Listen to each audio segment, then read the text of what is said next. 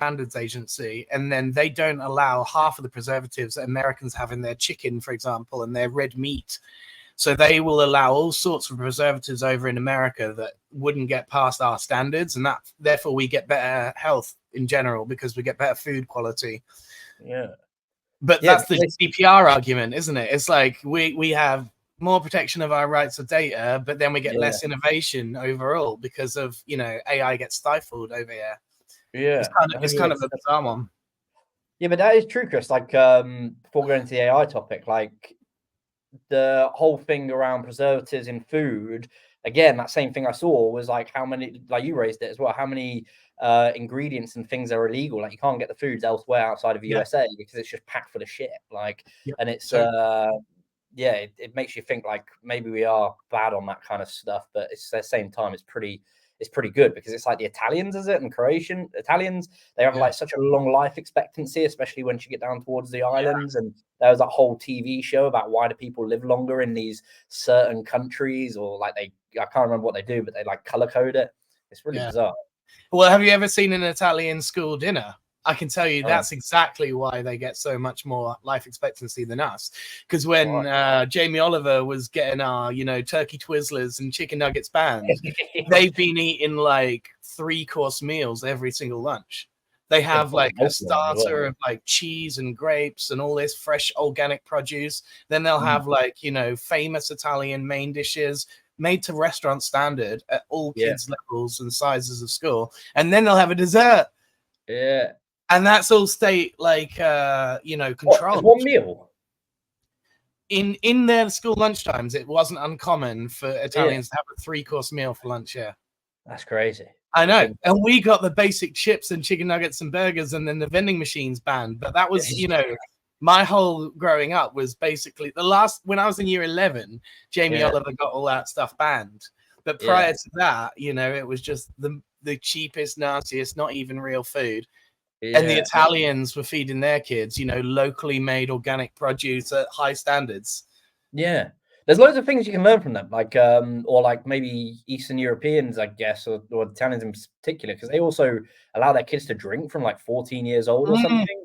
And they say they have a lot less dependency on alcohol because it's like that kind of factor of once you're over it, like you don't crave it. It's like once it's already available to you, and they're like sipping wine at like 14 and stuff with their dinner. And like by the time you get to 18, it's like I've already had that thrill, like in a controlled environment where my parents are there, and it's kind of, I don't know, they just have a lot, I think that's right, they have a lot less alcoholism, they're fitter and live longer, even though they eat kind of similar foods and aren't especially like renowned for like intense fitness, but it's real different to like what we do. And I remember exactly, and you don't realize, even though they're only a stone's throw away, how different you can be, right? Like it's I'll tell you 2 other quick stories. So they started to teach coding in primary school in Poland, and now this is because their economy is driven so much by technology.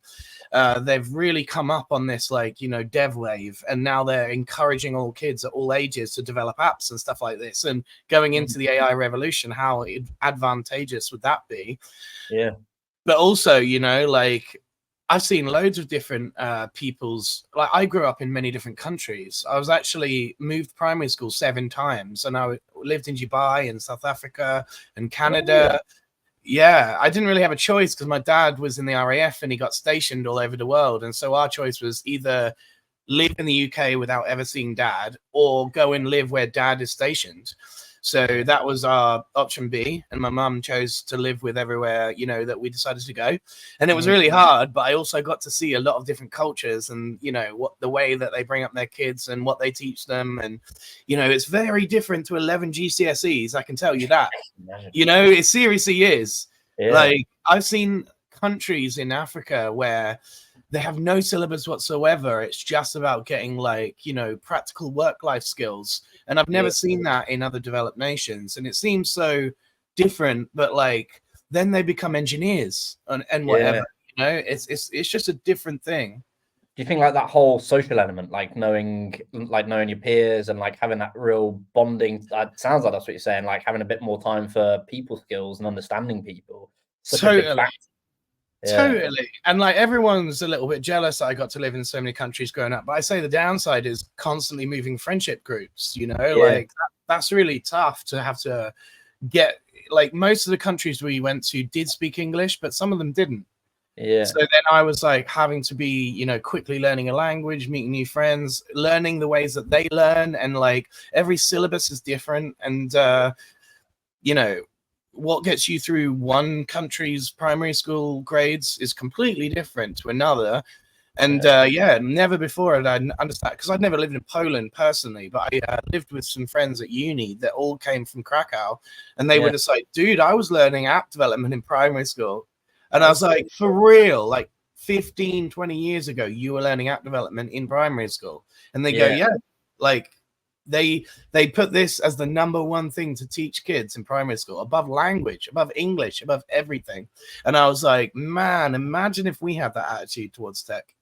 Yeah, it's really interesting, but it's like that study they did with the they surveyed Chinese kids and they surveyed American kids, and they said, which one do you want to be when you grow up? And all the Chinese said like things like astronauts and like real like qualified engineers and like high specified job, or like that was like the #1 like response. And America, it was like influencers. It was like, Jesus Christ. Yeah, well, you know what? why we're swindling down. It's like, have you ever actually been over to China and then accessed TikTok? No, I've never been. My brother's been, but I've never, and he's told me about it. And I know people have been, but I've never been. Have you?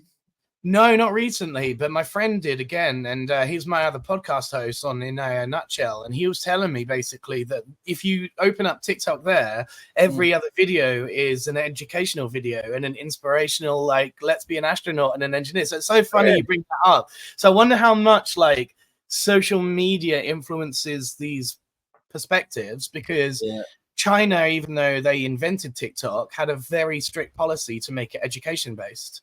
And America just said, we just want the most viral videos, whatever they may be. So then there's a very different way of looking at the app. They don't even call it TikTok either. They call it something else. But it's originally from ByteDance, the company. And then whatever they call it locally, it's not actually called TikTok. But yeah, they have also an automatic shutdown app after 2 hours of scrolling. Yeah, that's really clever. That's really good. Like how to get people thinking about it. Like they are like ahead in that kind of, like you think what their algorithms like fill themselves full of. Like I try not to use Instagram outside of Saturday and Sunday because I can just get hooked in it. And now I've got fucking YouTube. And like last night I was just scrolling, and they're so good, the videos. It's like it's so on point to what I want to watch or what my interests are. I'm not saying it's educational. Some of it's just daft stuff. But it's why I find X so addictive as well. Like here's a really good question for you, because one of my favorite talks I've seen this year was from the founder of Patreon at SXSW, so South by Southwest, and he was talking about the death of the follower in social media. Now, how many of those videos that you were suggested would you say that you actually followed those accounts, or they were just suggested to you by a For You feed? Oh yeah, I know it's 100% the For You. It's right. The whole thing. Like it's like 80% of content you see, or if you're seeing 70% of content you see is content you don't follow, and even the content you watch, it's not necessarily big following channels, but like their viewerships are like ridiculous. Like it will just click on. Yeah, it's a really interesting point. Like and a lot of the content creators now say like, don't focus on your followers, focus on different things from good content. Not even. Yeah, exactly. Not even trying to have it viral, just have it as content that helps or is generally in line with your, I don't know, there's all sorts of tips to follow. But yeah, I think follow accounts a bit daft to follow. Like, I don't know, like how, like I realized I follow like 3,000 accounts on Instagram. I don't see any content from that. And more, like I'll see what my friends do quickly, but then I'll be on the search feed or the equivalent of the For You feed, and I'll just scroll that, and it's all accounts I don't follow. And it's like, and I still don't follow them after I've watched that content. I click the video, and then it sends me into an endless scroll, and half an hour later, I just throw my phone. Like it's well, TikTok started all of that, you know, because Instagram was the peer-to-peer photo sharing app that made it so that you only were suggested content from your following accounts and stuff like this originally. And then more and more over time, TikTok realized that if we just scrape everything they're talking about and compile it into keywords and match those keywords to videos we already know are viral, then we'll keep them doom scrolling for hours and hours longer. But that's the type of thing that the Chinese TikTok will not allow, you know, and other apps, they're being told like, this isn't acceptable, you know, like it's just too much. Because as you say, it's the ultimate algorithm. You open the app, you don't see anything. The first video pops up and you're watching instantly, and then it's one scroll and you're watching again. And even now I've seen these like apps on your phone where you don't need to touch the phone. You can just pinch the air and do these swipe things. So it's like there is no more friction to be unfrictioned. Do you see what I'm saying? Like it's the ultimate in just dopamine hit. Like you don't click anything, you don't go to anything, you just literally get a video, it's there, then it's another video, then it's another video, and it's just an endless doom scroll. And these algorithms should be penalized by court, if you ask me, because that is like gambling. It's gambling. You know, it's basically all the traps of gambling. Yeah, and you wonder like how much I'd be scared to know, Chris, like how much time I've spent scrolling, especially in the past. Because now LinkedIn is starting to do it as well. LinkedIn on Reels, they're starting to do it. So you can, and they tried stories and it didn't work on LinkedIn. I thought they were a load of shit when I saw them. I thought this isn't the right platform. So are the TikTok vids though, man, because they don't even tell people they're there, and they're not appropriate, and they're not like algorithmically sorted like the TikTok, LinkedIn do this a lot. They copy people's features, but don't take all of the best bits. Yeah, you know, LinkedIn's Instagram stories has so many cool options like picture polls and, you know, all sorts of different features that you can access. LinkedIn basically got like the ugly stepbrother version of it and thought it would do well. And it's not even, you know, LinkedIn aren't creators either. Yeah, create a platform, they're employees. So it's like, it's the wrong audience. Yeah. That's a really good point I want to ask, but I think like to that, like LinkedIn should stick to what they were initially really good at. Like I see a lot of things and I think like, look, like it's interesting, but it's like what we did for our LinkedIn page and similarly what you did for Seedily and Artificial Inspiration. There's like a unique way that LinkedIn can track that, and it's brilliant for that kind of thing. But then as soon as you start trying that, as soon as we started trying what worked on LinkedIn to Instagram, it just didn't hit whatsoever. No. And it's like and I feel like to your point, like LinkedIn should stop copying them and just do what they know is unique to their audience for like building careers, building business tips, connecting with the right people. Like they kind of built sort of good products. Like you can build products into your LinkedIn page, and there's a premium LinkedIn page now. But I don't really know how good those pages are for like conversions and actual. It's more like just I wouldn't say it's a vanity metric, but I'd say it's more like just a trust symbol that you've got a bit of an audience behind you. And I think it's completely different to Instagram, where if you've got 2 million followers on Instagram, people in the street are going to know who you are. Like it's completely different field. It's fascinating. Yeah. It's such a good point, mate. Like I find whenever I talk to real creators, you know, ones that are trying to pepper all of the social media, that LinkedIn is seen as the last possible one. And what they'll do is just repurpose X content or repurpose something else onto LinkedIn because they don't want to go LinkedIn first and LinkedIn native.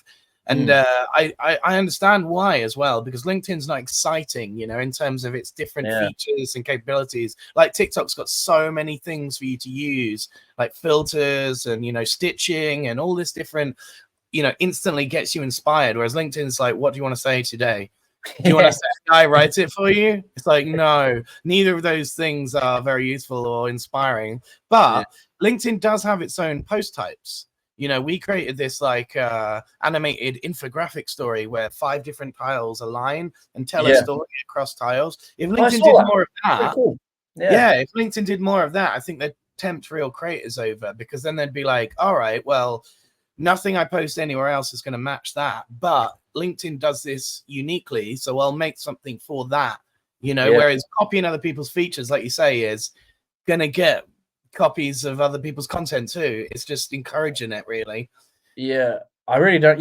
I feel like they should lean into different things. Like they should copy things that are successful, like Indeed jobs board or something, or like company reviews, and like build elements of like G2 into their platform, or things that businesses generally want to use. Because when I go on there and see, like, even their messaging, you made a good point. Like if you ever try and send a message, and if you've got the premium version, it will be like, hi, note, and it will like generate a random message for you yeah. with AI. It's the biggest load of shit. Like, it's like, well, I would never send that to someone. Like, Neither would I. And none, have you seen underneath all the posts they do this summary with AI? And Yeah. none of that ever makes any sense either. It's like, I could tell you how to really improve the LinkedIn platform is just stop being so half-baked on everything.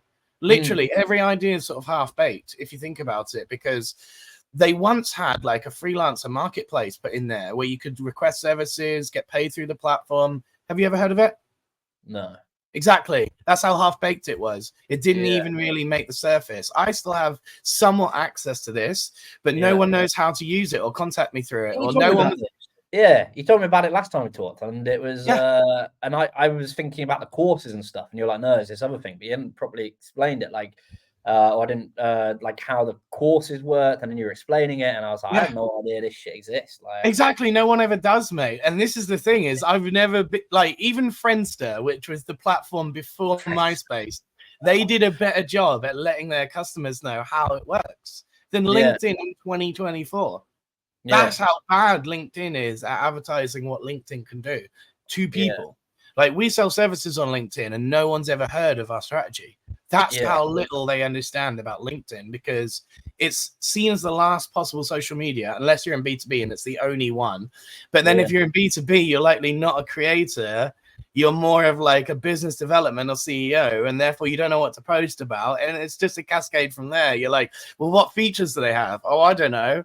Let me just go and get something from X and post it here on LinkedIn because that seems to be popular. Like, that's exactly how everyone thinks. And otherwise, it's like fear of judgment, I guess, professional peers, and they're not being incentivized by their companies. You know, if you get someone through your personal brand, we'll give you 5% of the value of that lead.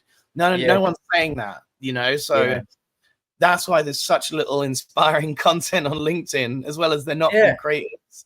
It's sad. It's true. Like, there's some content on there that I just think shouldn't be on there. Like, it's not like, I'm not telling someone what they should or shouldn't post. Like, you should post whatever you want on your accounts within reason. But I think like I wouldn't be looking at it if I was them, thinking you're surprised why I didn't get any traction. Because it's like when we post stuff, I'm like, oh, I thought that'd do a lot better. And then like I might post it on X, and I've only got a small following, but it'll perform a lot better just because like that's what you need to be doing. And I think it's I mean, I'm obsessed with X at the moment. I know I told you about it the other week. I know, I'm gonna get you. You really tempted me onto it. Really, I'm not a salesperson for the platform, but it's just really cool. Like, it's just because they've got Elon behind it, innovating it, and you can see like what they're building, like more and more. And it is really, I think it's really cool what they did, like bringing people back onto the platform, whether you agree or disagree with them. And I think it's you know, it's going to be essentially. Couldn't be more opposite to LinkedIn, because he outsourced the algorithm, didn't he? He literally open sourced it and goes, look,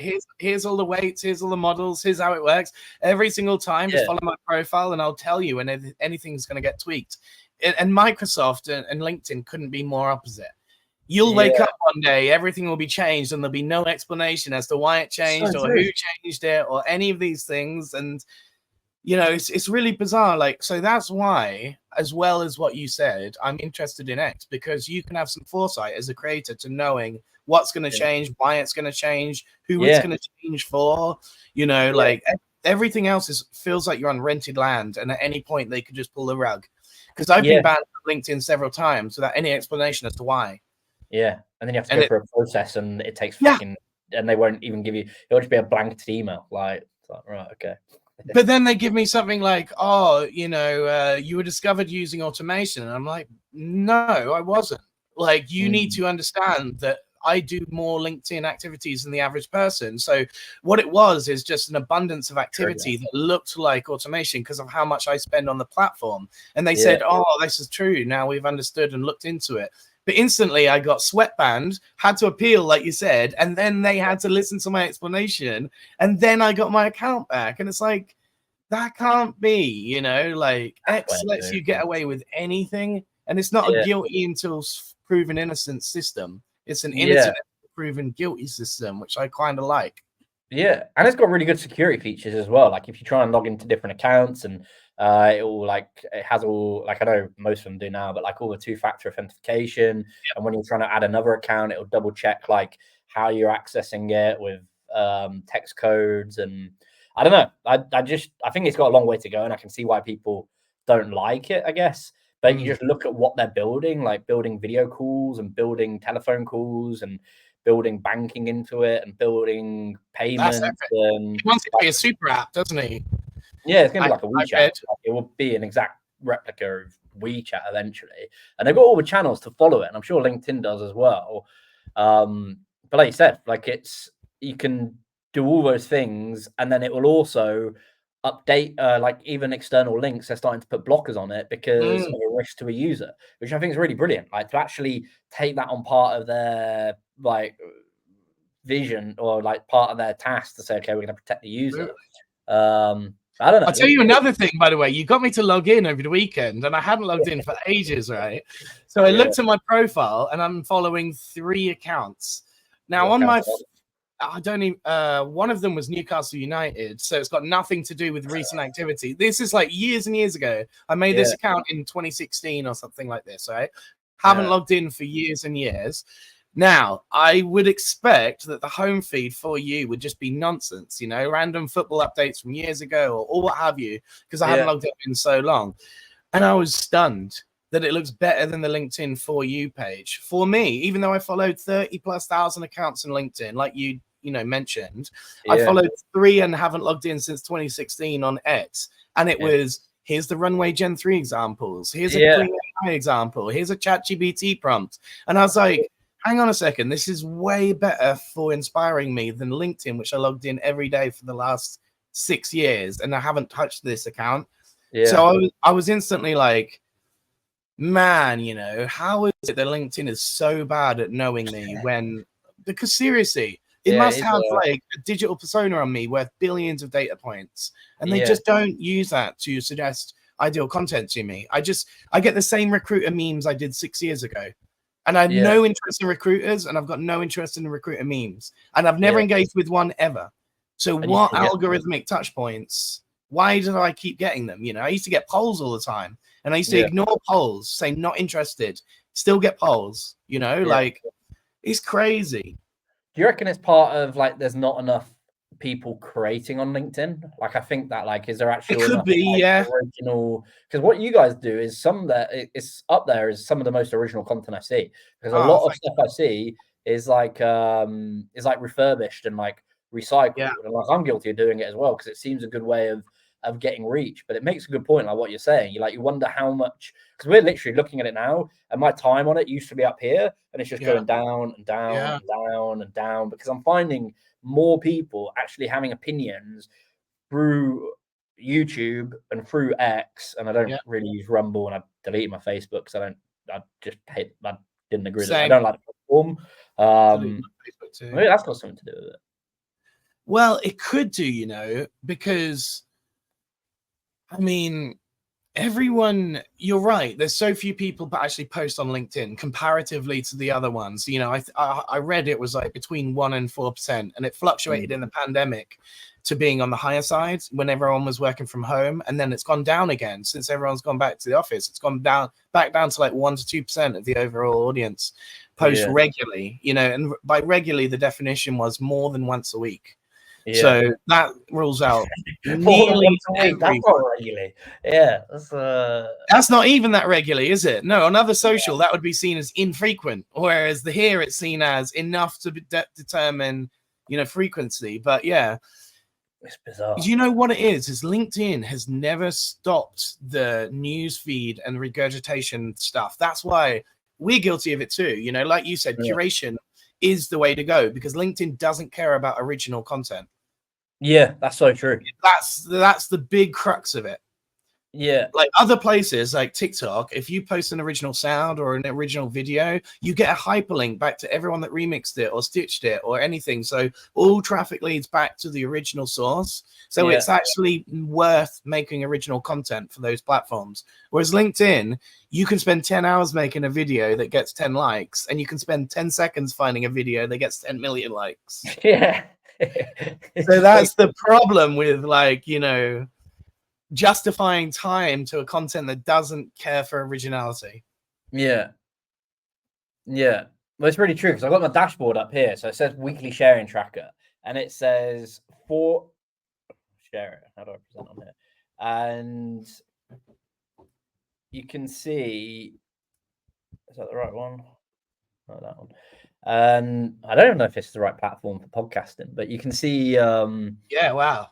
There already, weekly sharing tracker. Increase your visibility by posting or commenting. We suggest taking 3 actions every week. Keep saying this, and Or it's 3 actions already on a Monday morning. It's like I've already done it. Can you remember they had a score? They'd give you a score out of 100 and say this is how likely you are to go viral because of, I can't remember what they called it. They got rid of it, but like index score. Index score, right? Yeah. So Paul, my business partner, who is a post and ghost pro on LinkedIn, his score was always 31 out of 100, and it says you need to score a lot higher in order to go viral. Yeah. He got 55 million impressions in 1 month with a score of 31 out of 100, and everybody else that's trying to get their score up is getting like 5,000 impressions. Yeah. So it literally had no indication whatsoever about whether it's going to go viral. This is just things LinkedIn wants you to do so you look more active on the platform or optimized, but it doesn't actually affect post reach in any way. If your content is amazing, it doesn't matter how infrequently you post, how low they score you. It's just whether or not it captures the right wave, and that's it. Yeah. It's really, really, it's really sneaky by LinkedIn to make you go and do these activities that will increase your brand, and it says up to, you know, and this is where average data comes really, really in handy to them, because they'll say things like profiles that do this see an increase in 30% on their traffic, but then you'll look at the profiles and there'll be company profiles with, like, you know, the difference between 7 and 9 views, and then you're averaging this out as 30% increase. You know, whereas someone that gets 5 million impressions jumps up to 8 million impressions, that's still seen as 30% increase or whatever.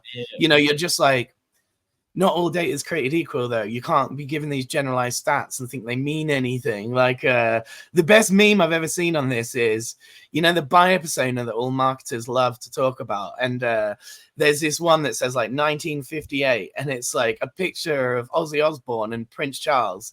And it says likes to, you know, pet dogs, both check marked. You know, like it's they're basically the same person if you just write down their data, and it's Ozzy Osbourne and Prince Charles, you know, born in the same year, had the same family structure, got the same amount of money and stuff. Like, it's really crazy. Yeah, and if you're going off those kind of base points or that way to measure it, it's like it can show you how wrong your audience is, or how given enough data, mate, you can cherry pick any stat you want. That's the problem with data. It's like, you could give me a case study of data and I can make it look amazing, but then somebody else could pick the wrong stat and make it look average. You know, it's all about how you manipulate and cherry pick data, and that's what LinkedIn does very well. Is it looks at reams of data and then gives you these spurious facts that actually don't represent the reality, but will in a case study of sorts, you know? But it's also wrong, Chris, because it's like the way that they're kind of ushering you to do content. It's like, I always think the best content always works. It's because it's just what they want to publish or what they 100%. Want to do. And that's the ones where, in most times, like there are occasions, obviously, I don't think it applies to celebrities and stuff, but even there, they just post their life. People follow them because of the content they're making for a TV show or a film or a reality show or whatever it is they're involved with, a certain line of business. But it's like if you have to be told what to post, or like feel like you're doing it for the wrong reasons, it's like you should want to do it just because you're generally interested in it, like not because you. And if you're being told the same thing everyone else is, then you're not differentiating yourself in any way, you know. And so that's the hilarious part to me. By the way, the most annoying one that everyone should ignore is you get like 100 credits to invite people to your company page each month. Now think about what you're actually doing there. You're sending an invite for someone to follow a page that has never liked any of the posts from that page. So they're becoming a dead end if they accept your follow and they've never liked. You only want people that have engaged with your post content to then follow your page. You only want that in that order too. You don't want them to follow your company and then get suggested your post and ignore it in the home feed, because that means they're a dead end to you, and it's actually dead weight. They're worse than if they didn't follow your page. So you only ever want to gain followers organically, like through your posting content. Otherwise, you're dooming yourself. What do you reckon if we were to take the keys to LinkedIn and to run the shit? What do you reckon would change? What do you reckon would be like the first of all, I would start again. And I'm not even exaggerating when I say that. I think the whole front end is so broken. Every update they have, it makes something disappear or not work properly. So their back end to front end is disconnected in a way by it's just too complex. Every single update, however small, breaks something. So I would start with a much lighter framework. And I would make it more mobile first, because that seems to be the LinkedIn way of doing things. It's so glitchy on mobile. I remember if I open more than certain pages, it will just glitch out and close on me. I'm like, the whole app closes, right? Like I've been in the middle of writing like a really long message, and the app just closes, and I've lost it all. And I'm like, bro, I could design a text message platform better than this. You know, like it's seriously that bad. So it is pretty like terrible. First thing I would do is I wouldn't make it nearly as heavy as it is. I would also make all the features like have like, you know, when you join a new app and it sort of goes, here's how to use this, and it'll highlight that and make you go through the steps and stuff. That needs to happen on the new LinkedIn, you know, where everybody knows every feature of LinkedIn and how the benefits and why you'd use it and stuff. Because nobody knows. However OG you are in LinkedIn, I tell them smart links and they've never heard of it. And I'm like, bro, like it's the only thing I use LinkedIn for permanently. And smart links. I always liked the group feature, and I feel like they never pushed it as much. And I felt like that they killed it. They killed the group. Groups were incredible 5 years ago. And much like Facebook killed organic reach, they killed groups. Why do you reckon I can tell you a few reasons as to why they might have. Someone found a glitch that you could send email invites to groups, and a lot of people were complaining about spam invites to groups in LinkedIn. Right. Because I saw like a few groups grow from 10,000 followers to 1 million followers in like 2 months. And it was clear that someone had just been spamming the hell out of email invites somehow. So like LinkedIn had somehow caught onto the fact that groups were growing exponentially fast and they shouldn't be growing this fast. And I think they just basically canned them, which is so unfortunate if you started a group a long time ago and it was very active. And you think you're actually having like really good conversations in those groups. I remember some of them and I was thinking, these are actually really, really helpful. Like really helpful. Do you know why that is? And this is why our theme pages crush, because what does Seedily post? No idea. What does Chris Branch post? No idea. But a group called AI for Marketing, everything in there is like a Reddit group. It's always thematic. And our theme pages take that to a new level, which is naming the company after the post type in which it will create. You know, so groups that had the name like AI for Marketing no longer work. So basically we made them company pages that are publicly facing. But that's the whole idea, is like you don't know anything that anyone's going to post in LinkedIn except if their name is after what they post about. That's the only way to control it and let people know, because that's like the subreddit. I never use Reddit. Have you used Reddit? I like it for that reason. You know, like as in I can go to Reddit and type in MidJourney, and then I can go to last viral in 24 hours, and then it will like float things to the top. So it's a very easy to curate from platform. So I use it for that purpose, yes. But I don't actually post there. I'm a total ghost. I'm just looking at stuff there, you know, and extracting it basically. I feel like that's what a lot of people do. They just go in, and occasionally I'll get sent to it, and I can't. At points I didn't really understand like the usability, and I couldn't understand the conversation thread. But then the more I look at it, the more, as messy as it is, it's actually really valuable content, because you can kind of see that it's just general conversation, general opinion, which is much more valuable than having like a preempted story because you got to meet some index score or whatever. Like it just doesn't make sense. It's much one frustrating element of that though is you don't really know the authenticity of the opinions. You know, like if it's Davey 10909, he could be the head of marketing at Nike, or he could be a random guy off the street and telling you about marketing advice and stuff, you know. So if LinkedIn mixed with Reddit so that you could know the actual, you know, CV of someone and their like comment in a more public forum, because LinkedIn, you know, it's too corporate for that. No one would go giving their opinion on somewhere like LinkedIn. But yeah, that's why I love Reddit, honestly, is you'll never get rubbish rise to the top. You know, like if you're in a group called MidJourney and you post something not MidJourney related, no one will ever upvote it. So you're only going to get, like, you know, the cream of the crop when it comes to sifting through this on a very specific keyword or cluster of keywords. Even I've seen new ones recently, like the best of generative video. And that's like MidJourney, Runway, Kling, all of these ones. And so that's like not specific to a platform, and you can go to that in order to get, you know, a feed of all different types of AI video versus platform specific ones. And people will say in the comments, this is made in Runway, don't post it in the MidJourney file, you know, like it's kind of funny. I like that, because it's like, that's what I was saying. It's similar to what you're saying, Chris. Like, it's all user upvoted, and that makes the feedback system's great. Yeah, the feedback system's a lot better compared. What other platforms do you like? You're on Instagram quite a bit, I see. Like Aspirations, and you're a co-founder. He's got following on there. Which one? Like, what's the go-to platform that you're using at the moment? Like, or are you seeing more success with Instagram over LinkedIn? Or that's a great question. So my co-founder's found a lot more success on Instagram, but then his stuff is a lot more Instagram savvy. You know, it's a lot of pop culture references, and it's stuff like that. Also, he's an art director, so obviously that works really well, and he can format to their style of posting. But Instagram has started to label everything made with AI, however little or much AI is involved, which is really annoying some of the community. Like, for example, one of my mates has got like a Instagram page with about 5 million followers, and all it does is post like stock photos, and then he adds like meme text towards it.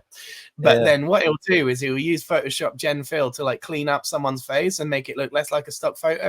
But then that whole thing is labeled with made with AI, even though it's just a tiny blemish of Photoshop using Gen Fill. Now they label that whole thing made with AI. So it's not altered with AI. It's made with AI. So everyone now thinks that he's generating these things, which he's not, you know? So what's interesting is, yes, it is a mixture of platforms, but I'm noticing that some are much more AI friendly than others. Like Behance, not particularly AI friendly. Etsy, kind of a mix. There's an off-script app, which I use for e-commerce, and that is very AI positive. In fact, it's AI first. And then Instagram is trying to be AI friendly, but then killing AI reach. And so, yeah, I'm honestly having to juggle plates like this and seeing which will allow the content to go viral. And then you know, focusing on that one is crazy at the moment. Yeah. Which one do you have most fun on? Most fun as a viewer is definitely Reddit, sorry, because there's just so much stuff. There's so much stuff in there that you wouldn't make other platforms, you know? Yeah, I need to start using that. Most interesting and inspiring, I would still say, is Instagram or Behance. I've never used Behance.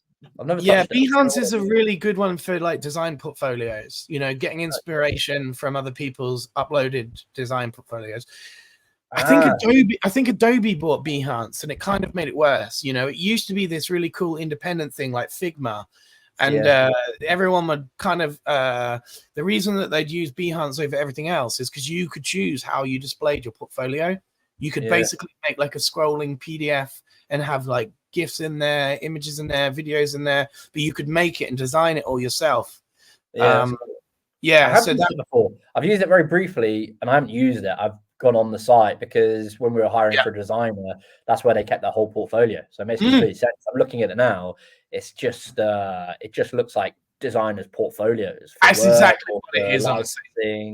It's a designer's very friendly place, and like they like to, instead of having a website that's very costly and to maintain, they just basically upload all their work there and then use that to send to clients and stuff. As like, look at what I can do, and then purchase my design services.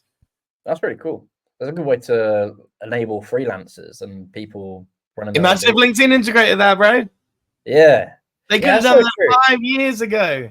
Yeah, you think like how much power they had behind them as well, like thought power, and they had Reid Hoffman and all the like leverage the power of Microsoft. You think they would be able to build? I just really wish they'd lean into their user group, which is people in business and people like. And I see things, and it annoys me. It doesn't annoy me. It makes me question why people do it. That when a post goes viral, and the viral post is just a picture of someone smiling. I'm like, I don't get it. Like, I really don't understand it. It's like nothing against that person and nothing against them. You know, I just don't understand. And LinkedIn said over and over again they're going to stop this. You know, they had this blog post in LinkedIn Engineering because I'm a nerd enough to subscribe to their engineering blog, and they said getting rid of the clickbaity posts. You know, like the ones that say agree ? And then everyone writes agree as comment, you know, like, or the ones they used to be like vote thumbs up if you agree, you know, give the curious emoji if you don't. So it was vote by reaction. They said they were going to kill those as well. But then I go to someone's profile, bro, and they're like, you know, 3 million LinkedIn followers, top 1%, top voice, all of this. His whole feed is him holding up a whiteboard with like fake white teeth and grinning like this and going, look at my message of the day. Yeah. And that's seen as like content. Yeah. It's really like makes you go, that must have taken him 5 seconds. He actually spent longer getting ready than he did writing that whiteboard, you know, making himself look good. And you're like, why then did it get 50,000 likes, but something I spent really a long time on making sure my buyers got some value from it gets 5 likes, you know, like that's the thing that annoys me. And it's like, it's not actually helping me in any shape or way. And I guess that's on me to not follow them or to not be connected with them. But you see it, and it's particularly from like marketers or people, and I don't know, I just think it reminds me of the guy on Instagram that holds up the board. Have you seen him, the cardboard, and he just writes a message on it? Yeah, totally. That's brilliant, and it belongs on Instagram. And it's like, if I saw that on LinkedIn, I'd be like, what the fuck am I seeing this for on this platform? Exactly. And it's similar to those things. And I think I don't need to see you smiling. Yeah. I don't know, actually, at the same time, who am I to dictate what people post? But I just think it's not what I want to see on my feed. Like, well, I've seen desperate millennials and baby boomers copying the Gen Z selfie in the elevator, and that seems really desperate to me. You know, you're like, you don't understand the reason they're doing this because they're young and attractive and it gets likes outside of their actual interests. Whereas millennials and baby boomers doing it, it's like, you know that no one's going to like this because your aesthetics, right? Whereas that's why the kids are doing it. Like, you're missing the whole point here. Like, you can't, and that's what I find so funny. We call them our clone army, and it's people that copy our post style because they see it working for us. But we're a creative agency giving creative things, and they're not creatives, and so it's never going to translate to business for them. You know, like that's the thing that I always find so hilarious in LinkedIn. People will copy you even though it's got nothing to do with what they do. Exactly. And it's like, man, oh man. Yeah, for the sake of it, exactly, because they see numbers. They see it did well for us, but they don't understand why. Yeah. And so they just copy it straight up because they've got no other creative input. Like, they don't even change our copywriting. They literally just translate it into French or German or Arabic. I've seen it in every single language. An exact copy of our post with just German copywriting. It even says, I sometimes put in their hidden words to see how much they're paying attention, like hashtag Seedily. And then I'll find it because they've put the same hashtag Seedily in, which is our agency. And you're like, brother, you didn't.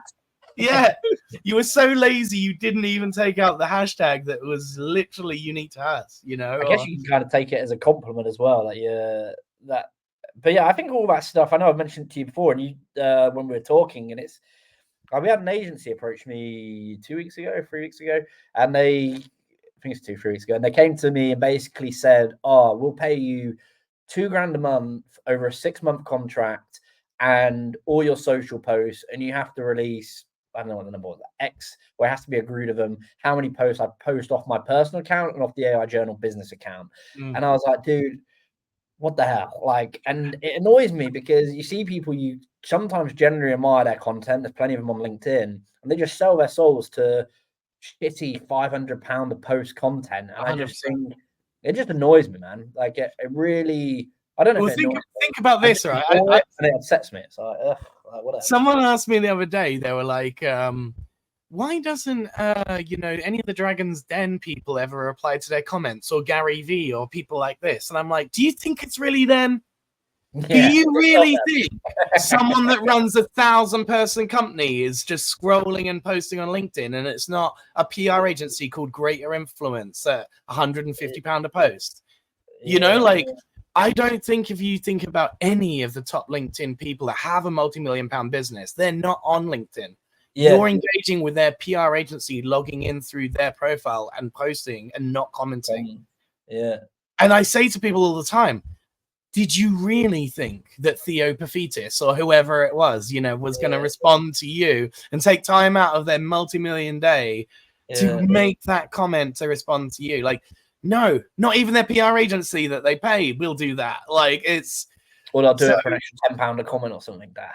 And everyone goes, oh, you need to be authentic and focus on personal brand, except everyone's just outsourcing it to a PR agency. How personal and authentic can you be when you're willing to sell your personal brand to somebody else? Like, well, it's not even personal brand. Like, it's a really good point. Like, I don't know how I feel about that, because, well, I don't know, but what I get more annoyed at, Chris, is like, it's people that have built platforms, like people in our area that we know, and say if they've got 100,000 followers or 500,000 followers or 2 million followers, which on LinkedIn doesn't seem to mean much in the real world. It might get you a few speaking gigs maybe.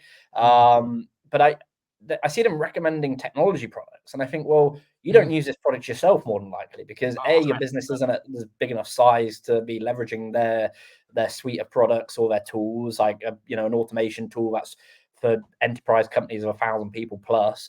Maybe you are using them, so maybe you are. My suspicion is that you're not, but you're recommending it to your audience who have got a vested interest in what you're saying, simply to get paid, from what I've been told, like £500 a post, maybe £1,000 a post. And you think the impact and damage you can potentially do to a company that uses that product or uses that business or engages in that POC simply because they've seen you tell them to go watch a webinar.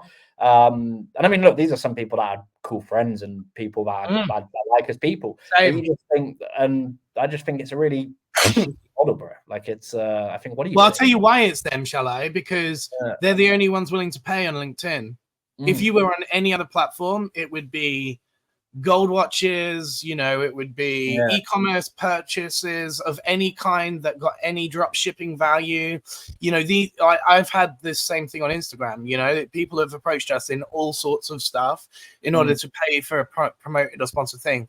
Now, the thing that most LinkedIn users, because again, they're not creators, don't understand is, if you accept even £1 from any of these brands, you need to do a brand partnership post, and the advertising standards agency is going to start suing these people, and you need to have been actually using their product and proving that you are doing so if you're saying that in your post copywriting, because otherwise it's seen as fraud. So this is great, finally full circle. These guys are going to get comeuppance for recommending Zapier when they've never even used it, and saying that they've used it, inside their post. That's a legal thing now. You can prove that they don't have a Zapier account that's active in court. So finally these guys are going to get accountable for something. But it's the only one, like, we get these offers every single day. I'm a new AI startup. Can we pay £500 to sponsor a post? And I go, show me your company's house. Like, who are you guys? Where are you developing it? How are you keeping data safe? And then I start to go, look, I don't have the time to do the due diligence for this. So no. Basically, the answer. I'll just say no to anyone, unless they're a blue chip like HubSpot or SEMrush or someone like that. And, they've got billions of assets and, insurance and all this other stuff, or if data gets stolen. But anybody that's making like a ChatGPT extension could just be a developer in India that could be stealing credit card information. You've got no idea. And people are recommending those tools every day. And it's really concerning, to be honest. Or someone down the street from you, and they're just trying to get their it's a little side gig, and they're trying to do one of these, earn 10K a month and achieve financial, all that bullshit you see. It's the new pump and jump, isn't it? It literally is the new crypto pump and dump. Is like, let me build through ChatGPT a really quick Google Chrome thing. I'll approach 100. I could do this, you know, and catch all these influencers out. I could literally go, here's my Google Chrome plugin, and I'm going to download everyone's data that logs in, and I'm going to show this. You know, you shouldn't have trusted me. But again, I don't have the time to do something like that. But someone will. Someone will expose all of this very, very soon. You know, like, because they'll accept money from anyone. Yeah. Anyone that's got £500 to pay, they'll accept it. They're not doing any due diligence whatsoever into who they are, how they store information, all of that stuff.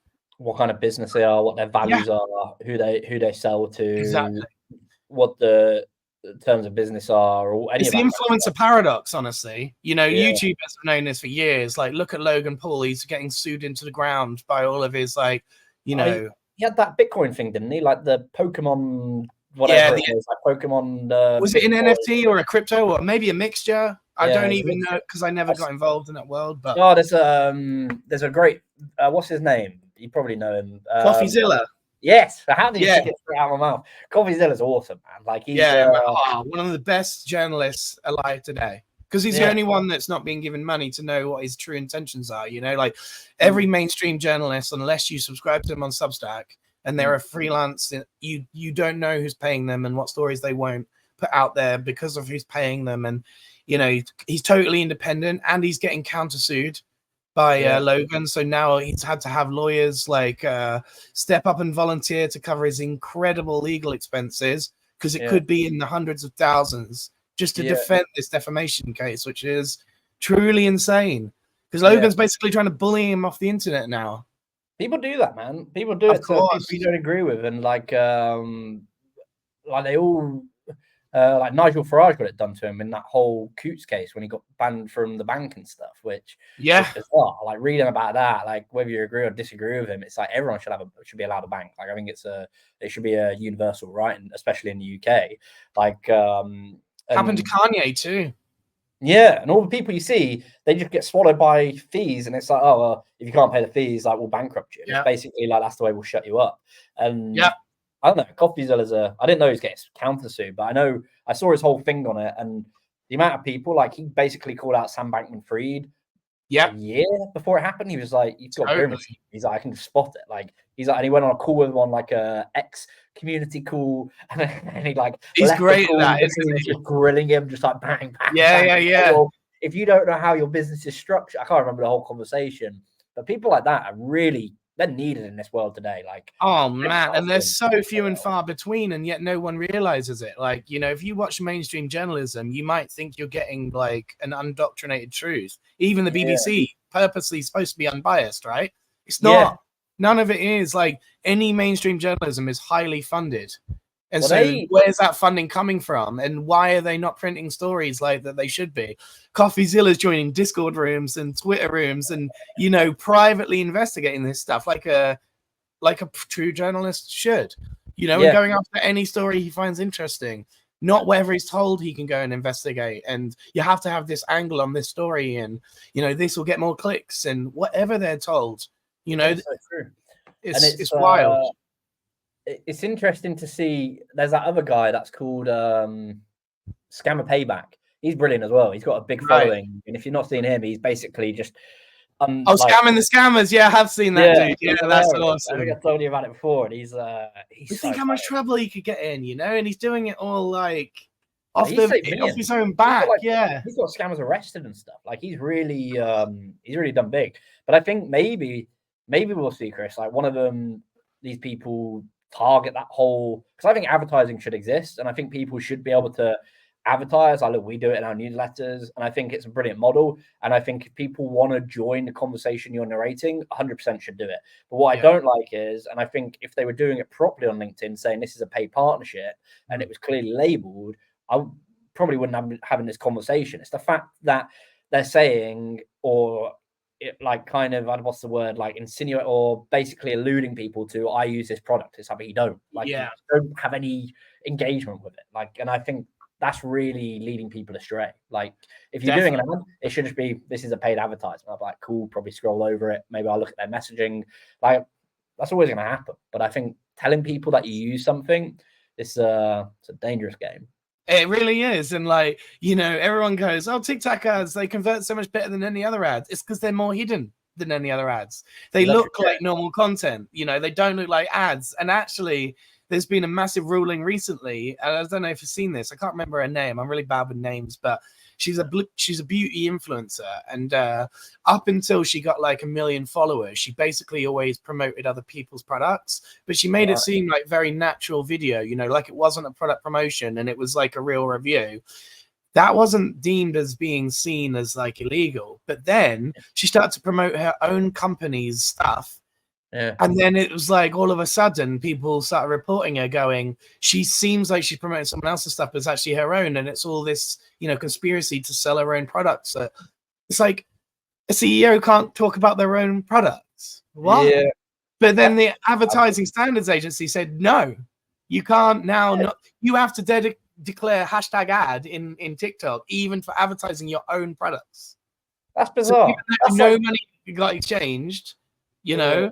So it's really, this is the issue with gray areas and social and algorithms and advertising. There's no black and white across all platforms about what's okay, what's not, and they're all deeming it like, you know, different rules for different folks in different areas. It's really, there's no standards, there's no regulation across the board. It's really crazy. That's bizarre, because if you have like a news agency talking about a certain company, like say a Financial Times posts something, I'm not saying they are or aren't, I'm just picking an example out, or anyone you want to pick, they start talking about a certain company as a story, you're essentially doing somewhat an ad for them because you're putting interest on them. Or like if I look at a company page and they're talking about themselves, like like you said, how can a CEO not talk about their own product launch and their own personal Instagram page? To me, that's daft. It's like it's clearly affiliated directly to me and impacts my own personal pay. Like it's like a product page on Instagram saying we've launched a new product, come buy it today. Like you shouldn't have to put an ad. It's like people are interested in that service. It's when you're promoting third party. That's bizarre. I didn't know that.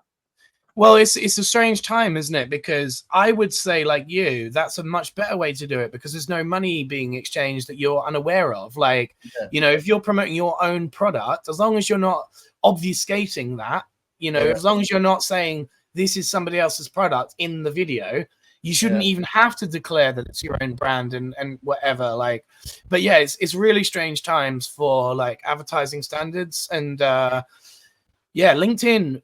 You know, if you upload something to YouTube, there's an AI that's actually scanning this instantly for copyright music, copyright sections of video. You know, you can get away with anything on LinkedIn. I've seen people posting Kanye videos, like full-on Kanye West music videos with his video and music. Yeah. And there's no copyright infringement. And yet, like, everywhere else will auto-detect this copyright infringement. But then there's, you know, some people are much more sophisticated as to advertising. And do you know why LinkedIn's so behind, though? Is you alluded to this earlier. Actually, their premium login recruiter platform pays them more than their advertising does, whereas every other social is like 95% advertising model. Yeah. So LinkedIn literally is so behind the times on advertising standards because they don't actually get paid that way mostly. Yeah. Well, it's not really a model you think about for that platform. It's not like, oh, you go on there to like you see. Bizarre, mate. They've got 13 different types of LinkedIn premium you can have. Yeah. And no one knows the difference between them all. You've got like Recruiter Lite, Sales Navigator, you know, like Company Premium. Then there's like Team Sales Navigator. Then there's like all these other ways to pay them and different amounts and different features. And no one knows which ones they should have and why they should have it. And it's really strange. It's bizarre. It is bizarre. How they can be so. Yeah, how you look at LinkedIn and how you look at other content platforms, like what they bring to the table, is what I'm starting to question. Because I'm starting to think like we're kind of reaching our limit on what we can do through LinkedIn. I'm thinking, what's the next platform? And I just see that's why I started playing around with X, because you think, well, it just seems to be going in the right direction. I mean, everything Elon does with all the other companies, I mean, it's very innovative. So you just think he's going to clearly be bringing that hard, you know, pound and non-stop grind to that company. I don't know.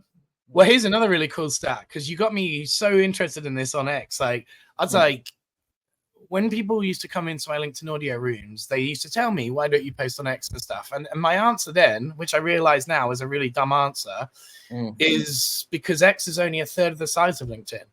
They've got 300 million users. LinkedIn has 1 billion users.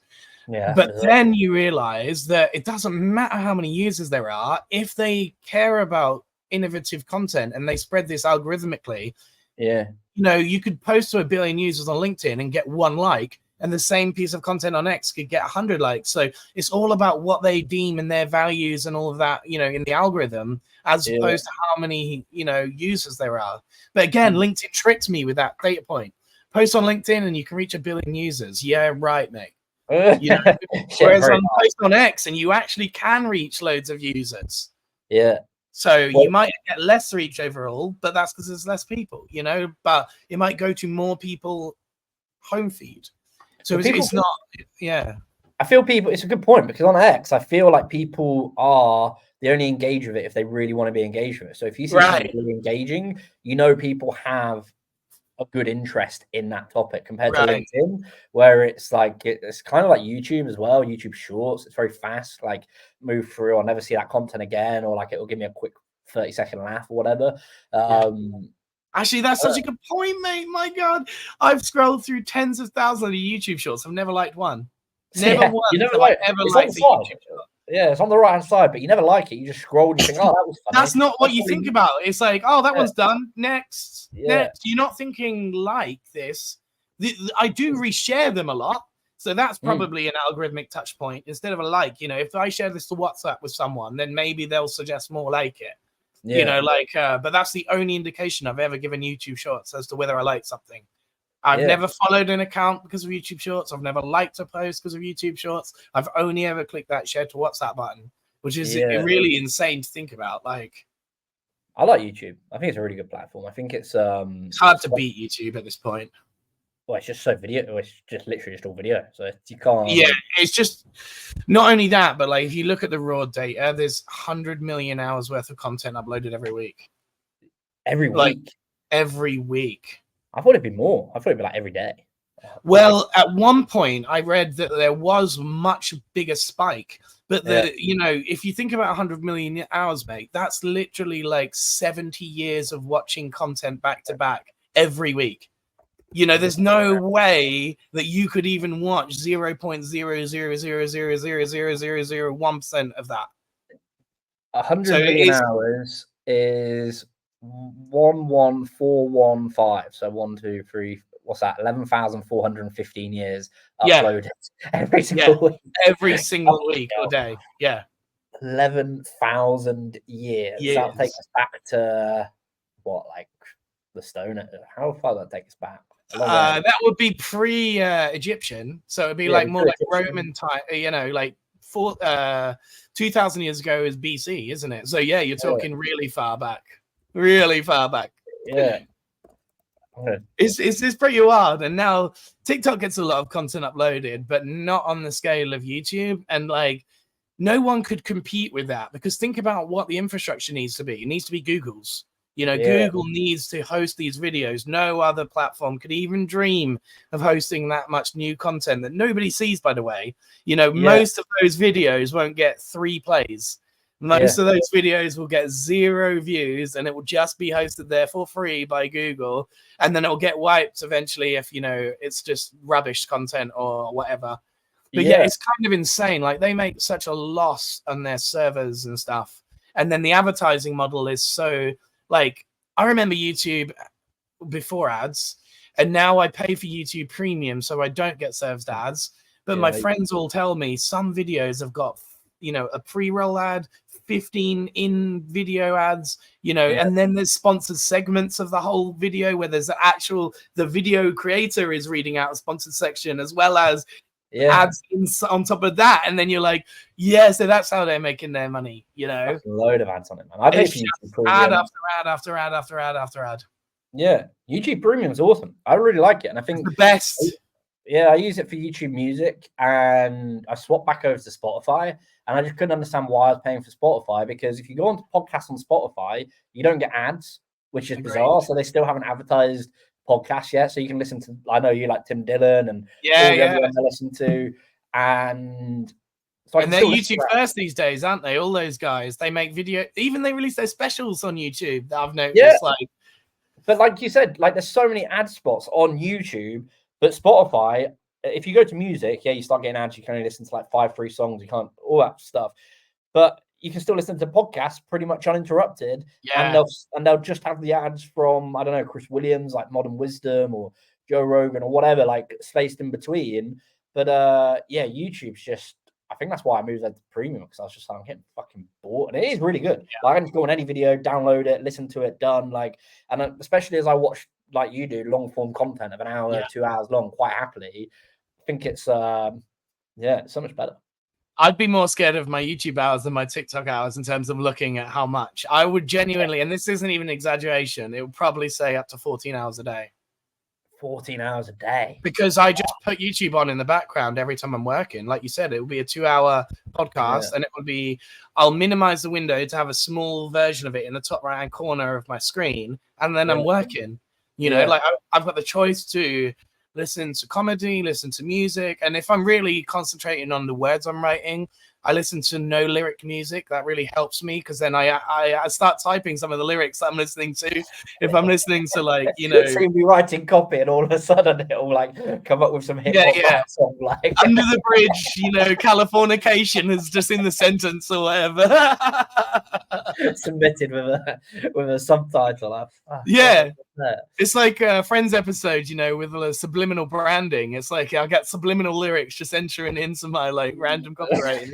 It's so funny. I love that. Yeah, I think Spotify are trying to do a lot of things to stay up to speed as well, aren't they? Like they said, they've introduced like comments onto songs or onto podcasts, and I think like I've got it for this, like the whole podcasters app, which is really really cool. But then at the same time, I don't know.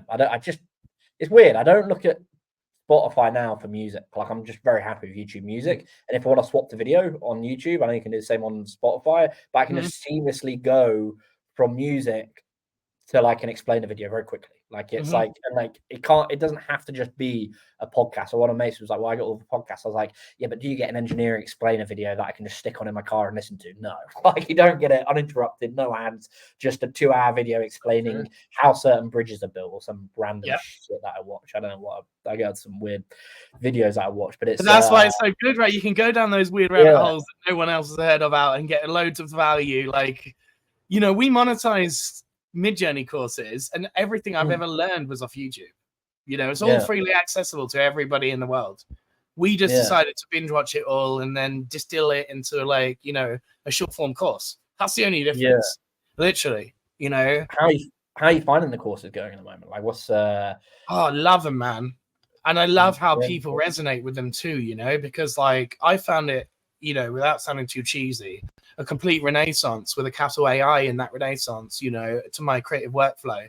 Because there was nothing more tedious to me than getting a client brief and spending hours and hours on Photoshop just for it to crash on you and you lose that thing and you have to start again. Like, I love ideation, you know, that's my thing when it comes to creativity. So now I'm seeing so many people like me who hated the execution and the tedium and the boredom of it, and the, you know, the crashing and everything, and just wanting to rip your hair out, and just that was like, so at the end of I was thinking of leaving creativity prior to the AI, because I was just like, this isn't creative anymore. I'm just being micromanaged by people, told what to do, don't even enjoy what I'm doing, you know, like, and it was all falling to bits for me. And then AI just made it so that it was fun again, it was fast again, it was like exciting again, you know. Everything else now I get that same, because I'm so enthusiastic about it when I show creative developers, however like on the fence they are when they've signed up and their company signed them up, you know. So I see a lot of people joining going, I'm not sure about this, I'm not sure about this. By the end of the session they're all like, holy shit. Every single one is like, God, I spend tens of hours a week doing this nonsense task, and this guy just did it in 10 seconds right in front of me on screen live. And then, like, you know, you can see their eyes going like, imagine the other things I can do now. You know, that's the bit that really excites me. It's like giving creatives creativity again It's almost feels like that. And they're the ones that are accepting it, you know, the ones that are denying it. I find they just read a lot of like headlines from journalists and they're worried about it because here's what AI made in 10 seconds. And it's like, no, here's what a human being that learned prompt engineering did in lots of education on this subject. That's the real headline, but no one's saying that, you know. AI is not making anything. Yeah. AI is not an agent right now going and making creative works. Humans are prompting it and using it as an execution tool, and that's the big misunderstanding. Do you think that's where that's where AGI comes in, right? And it can start creating for you in the background and start doing its own thing. And I'm always a bit dubious about that because, like, you know, I don't want ever that AI should be a tool for humans. As far as I'm, you know, like an enabler, an enhancer. Yeah, or like co-intelligence is the best way I've heard it described. You know, but like, it's a great name, isn't it? And I think prompt engineering should be called creative brief writing too. I think if you just change the vernacular, like the vocab, you know, and say this is a lot more friendly and approachable than you might realize. Because when I first heard engineering, I was like, I'm no engineer. This is gonna be not me, you know. I was like, straight away. Yeah. So if you just said it's creative brief writing, though, I'd have been well in on it, you know?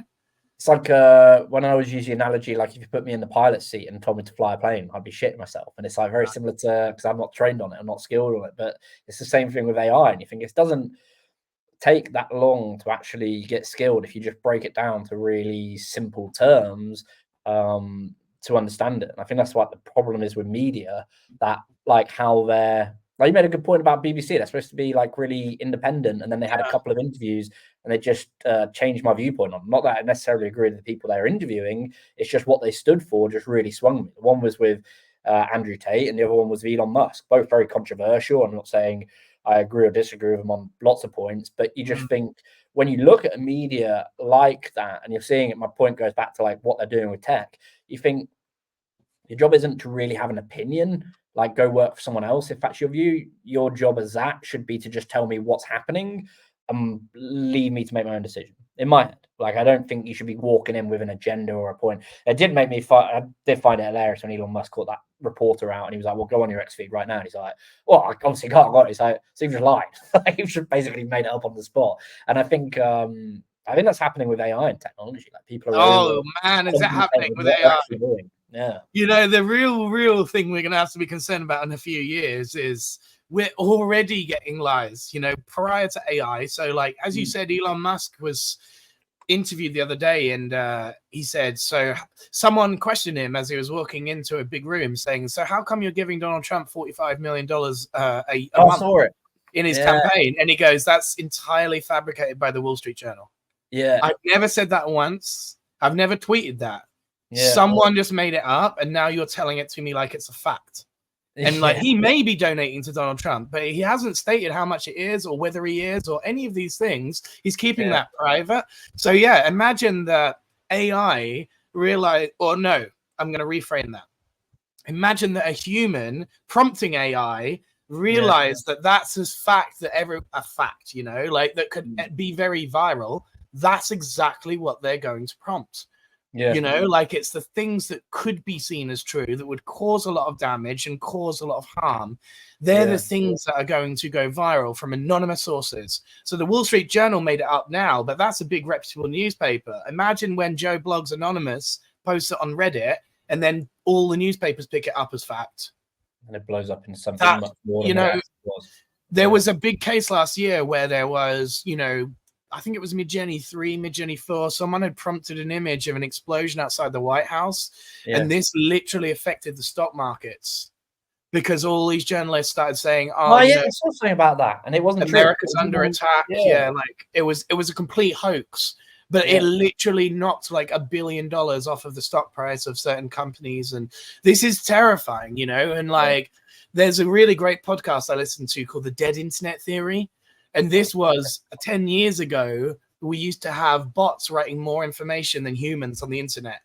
Now imagine 10 years from now when everyone's using AI to write the internet. That's a really scary scenario where you don't, you know, 99% of it won't be written by humans in the future. Yeah. But they predicted that 10 years ago, more was written by bots than humans. But I still think to this day, it's a 50-50 thing. Yeah. What, that bots are gonna still have their place for writing and know that most of the articles you read are rewritten by bots. yeah, Like yeah, the journalists use this long before ChatGPT, essentially. You know, it's not actually the journalists writing these articles, it's them writing it and then running it through a bot that rewrites it. Yeah. Well, it's a whole thing. I have a whole, like, I'm obviously AI journals in media to a degree, and trying to understand like how businesses are.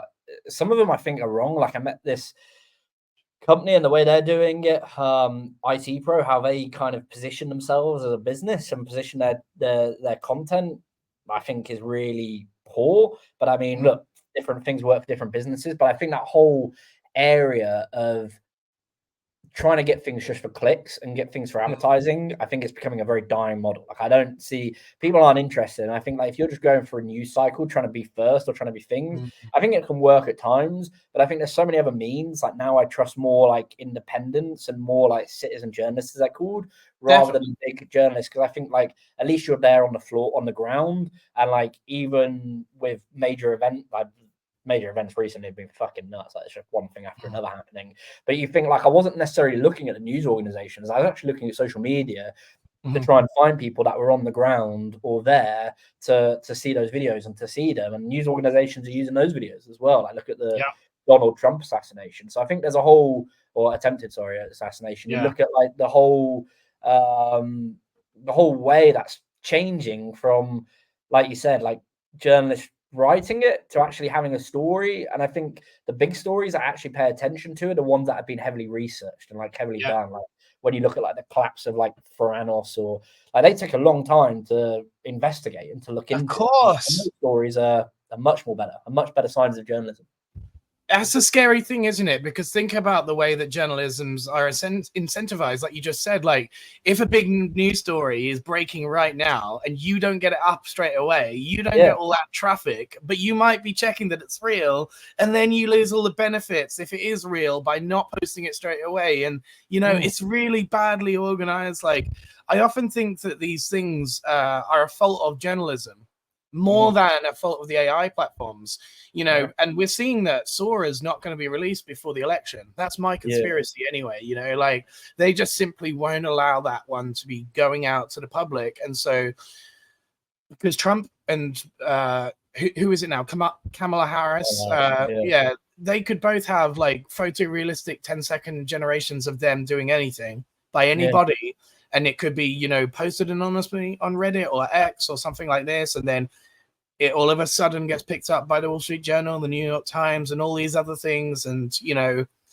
it really is strange times. The only way I think you'd ever know, by the way, is if there was a platform that released some metadata testing of every video. So you ran it through and said, you know, is this likely to have been generated by an AI tool?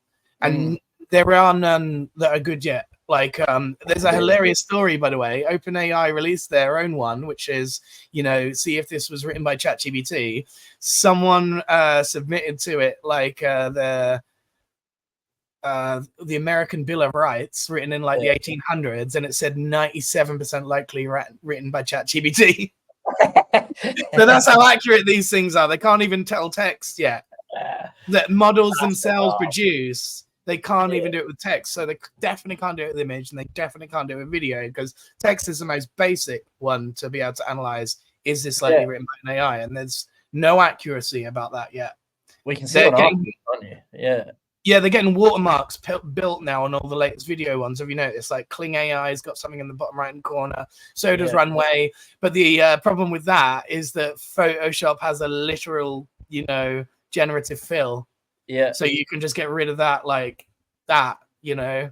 Just get rid of it. It's gone. Yeah. Right. Yeah. So then the only human watermark is gone, and then you have to submit it to a tool to see if it's, because right now you'll be able to tell because they're not as good as they could be. But give it a year and you're gonna have to submit to this tool every single time, because they're gonna look so real that they will literally dupe like forensic experts. Yeah. Well, it's a real big problem. Like you think, I mean, it's a It big is, yeah. opportunity at the same time as a real big problem because you think the amount of things it will help with, but the amount of problems, like what story, there's already stories that I've looked at and they don't turn out to be true. Like the more recent one, which is funny, is Many Men, 50 Cent over the Donald Trump walkout. Have you seen that? No, I haven't. So it's Donald Trump walking out. Oh wait, is that the one where he's swinging the thing and going No, onto the stage? that's one where that's like a famous rapper and he goes down the stage. Oh yeah, and, yeah. You're right. Bang's been put over that, and loads of people have been put over it. But it's literally it's all legit video. But what they've basically done is the Many Men song from 50 Cent, like when he's performing at a concert, they've put it over it. So when he walks out down the red walkway, I think it was in like Wisconsin or Minnesota, whichever one he was at after RNC. And it sounds so legit. Like a big Instagram account I follow, like on Instagram, shared it, and one of my mates put it in the group chat over the weekend.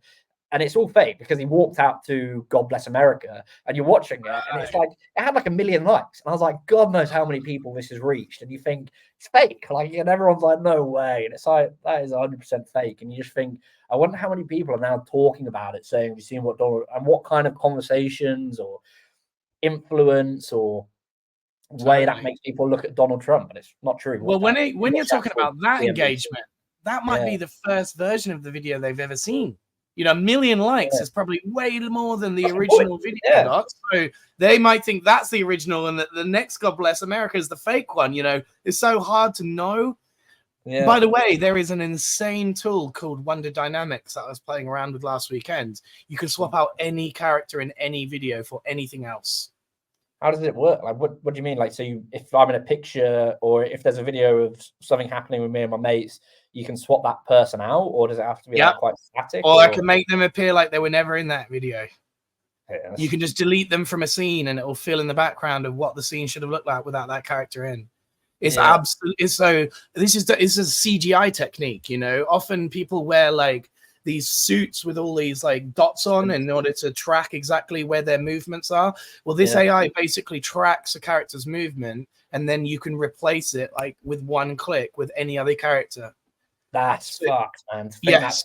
So you can just go and do that's like so the rest of the video looks very convincing because the only thing that's changing is the character, you know, like, so imagine that Donald Trump example you just gave me, like where he's walking out onto a stage or something like that. I could swap him in for Batman or Joker or anybody else that I wanted to.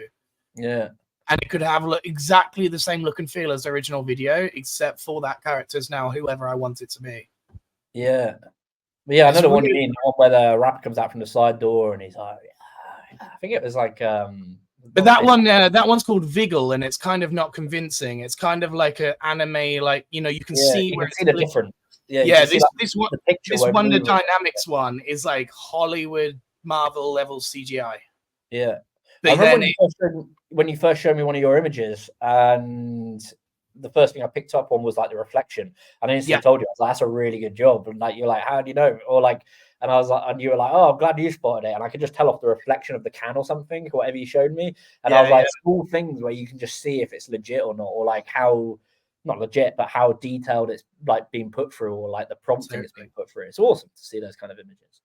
It is awesome. And honestly, like, I was very hesitant at using Kling because it's a Chinese app that people have had a little bit of, you know, security issues with, because you had to basically have a Chinese phone number and then register on mobile and do all of this stuff. But over the last week, it actually just launched as global, and it is easily the most realistic version of an image to video tool I've ever seen.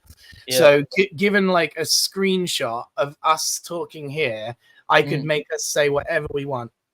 I could make a 10-second clip of us swearing about Donald Trump, swearing about anything, and our mouse would move in exactly the same way. And I could overdub our voices with 11 Labs and have us say whatever we want. So then you start to think, that's scary. It's really scary, right? Like, because this is a free to access tool that doesn't disavow celebrities' names and brand names, because it doesn't have the same ethics as like Silicon Valley AI tools that won't allow, you know, Obama or Trump to be added as prompts. Where it's Kling, anything goes. I've literally tried Sonic the Hedgehog, IP character. You know, I've tried everything, and it doesn't stop anything. It also doesn't allow, you know, I think the only thing you can't do is porn, basically. but everything else is okay. I could have Trump kissing Putin on a beach for 10 seconds and then talking to each other about anything I want. Yeah, I've seen those pictures like where they're walking on the beach together or whatever. Like, yeah. Or the Pope kissing Putin or whatever, you know, like in a Balenciaga, you know, runway. That was the famous one, wasn't it? The Balenciaga buffer jacket. I think that's, and it was cool as the 2D image, but now you can get an actual video of it. Yeah, that's something that makes people go, oh, that's got to be real, you know, like, because photos, everyone's known for a decade that Photoshop can manipulate any photos, but no one's ever seen indoctrinated video, as I call it.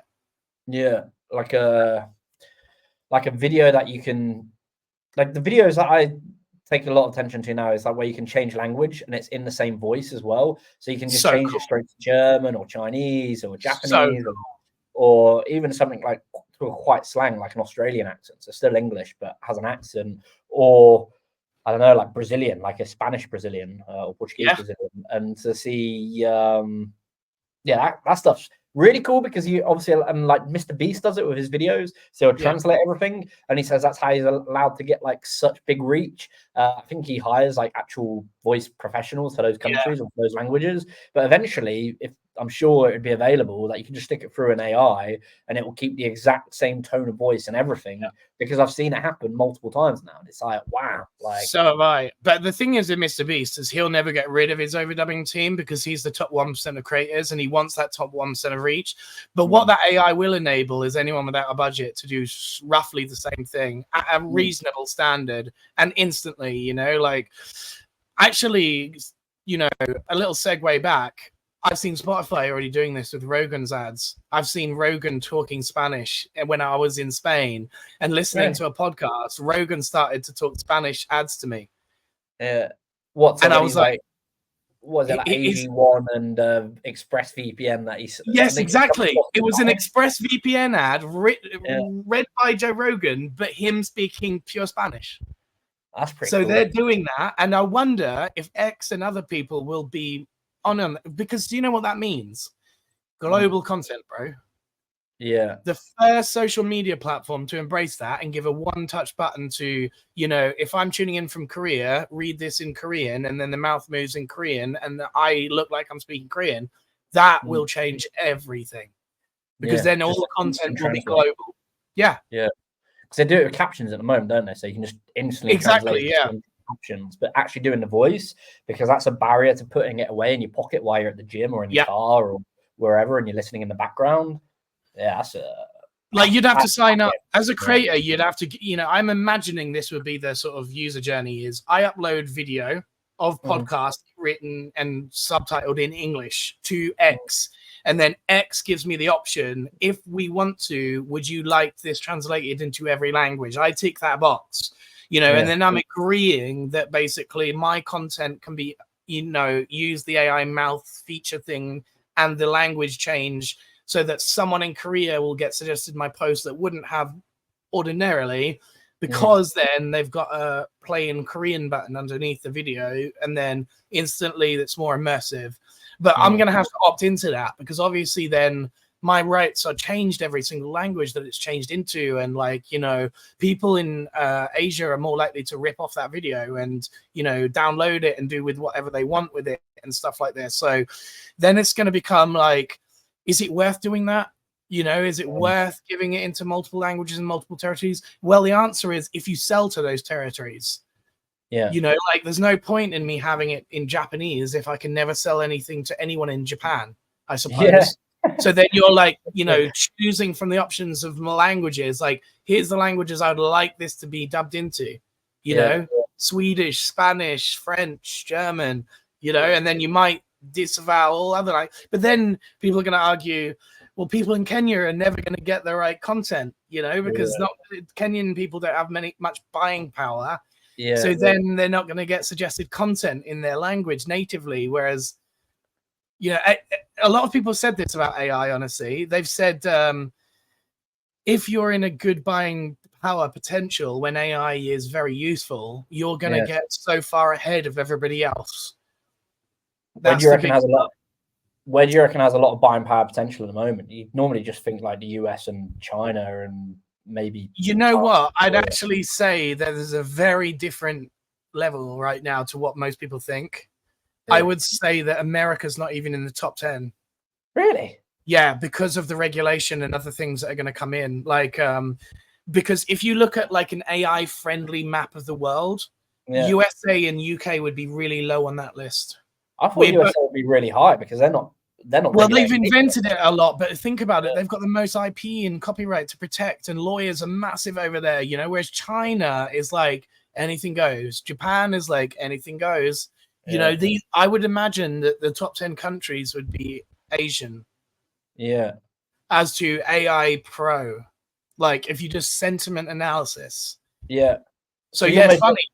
So you're measuring it on like how much it's regulated and like what the data protection is point, not from the perspective of like how much is being used and how much is being deployed. Yeah. And I think just generally like how worried people are about it and how adoptive they've been and how you know, much they use it day to day. Yeah. Like honestly, yeah. Yeah. How much people and businesses, it always is on my mind, Chris, like how much people and businesses are using AI at the moment and how much they think they're using it compared to how much they're actually using it and how much AI you're using without knowing that you're using AI because it's starting to get embedded into a lot of products. But the amount, like, that's actually such a good point. I've never thought about that because think about it, right? If I put a poll out to an American audience and said, how many of you are using this in their work? No one's going to answer yes if their company sold them they physically can't. But they may actually be using it sneakily, you know, and they're not submitting that in a data poll. So actually that may have thrown everything out of whack because UK and Americans companies are telling them, you absolutely cannot use ChatGPT to add our brand secrets in there because they're training that back into the model. And these are the things we need to protect. You'll get fired if you ever get caught for that. Yeah, whereas it's saving them loads of hours in work and that, you know, it's very useful. So they're probably logging in through VPNs in order to access these things and not telling their work, using their phone and copy and pasting it to themselves on WhatsApp. You know, literally that's what's probably happening. And yet, you know, Chinese companies are going, go for it. If you can get your job faster with AI, go for it. You know, they're probably encouraging it from a company top-down CEO's perspective. And therefore people would be much more okay with saying in a public poll that they are using it because it's not going against their company's will or something like that. So actually, that data source is probably very spurious because of that reason. Yeah.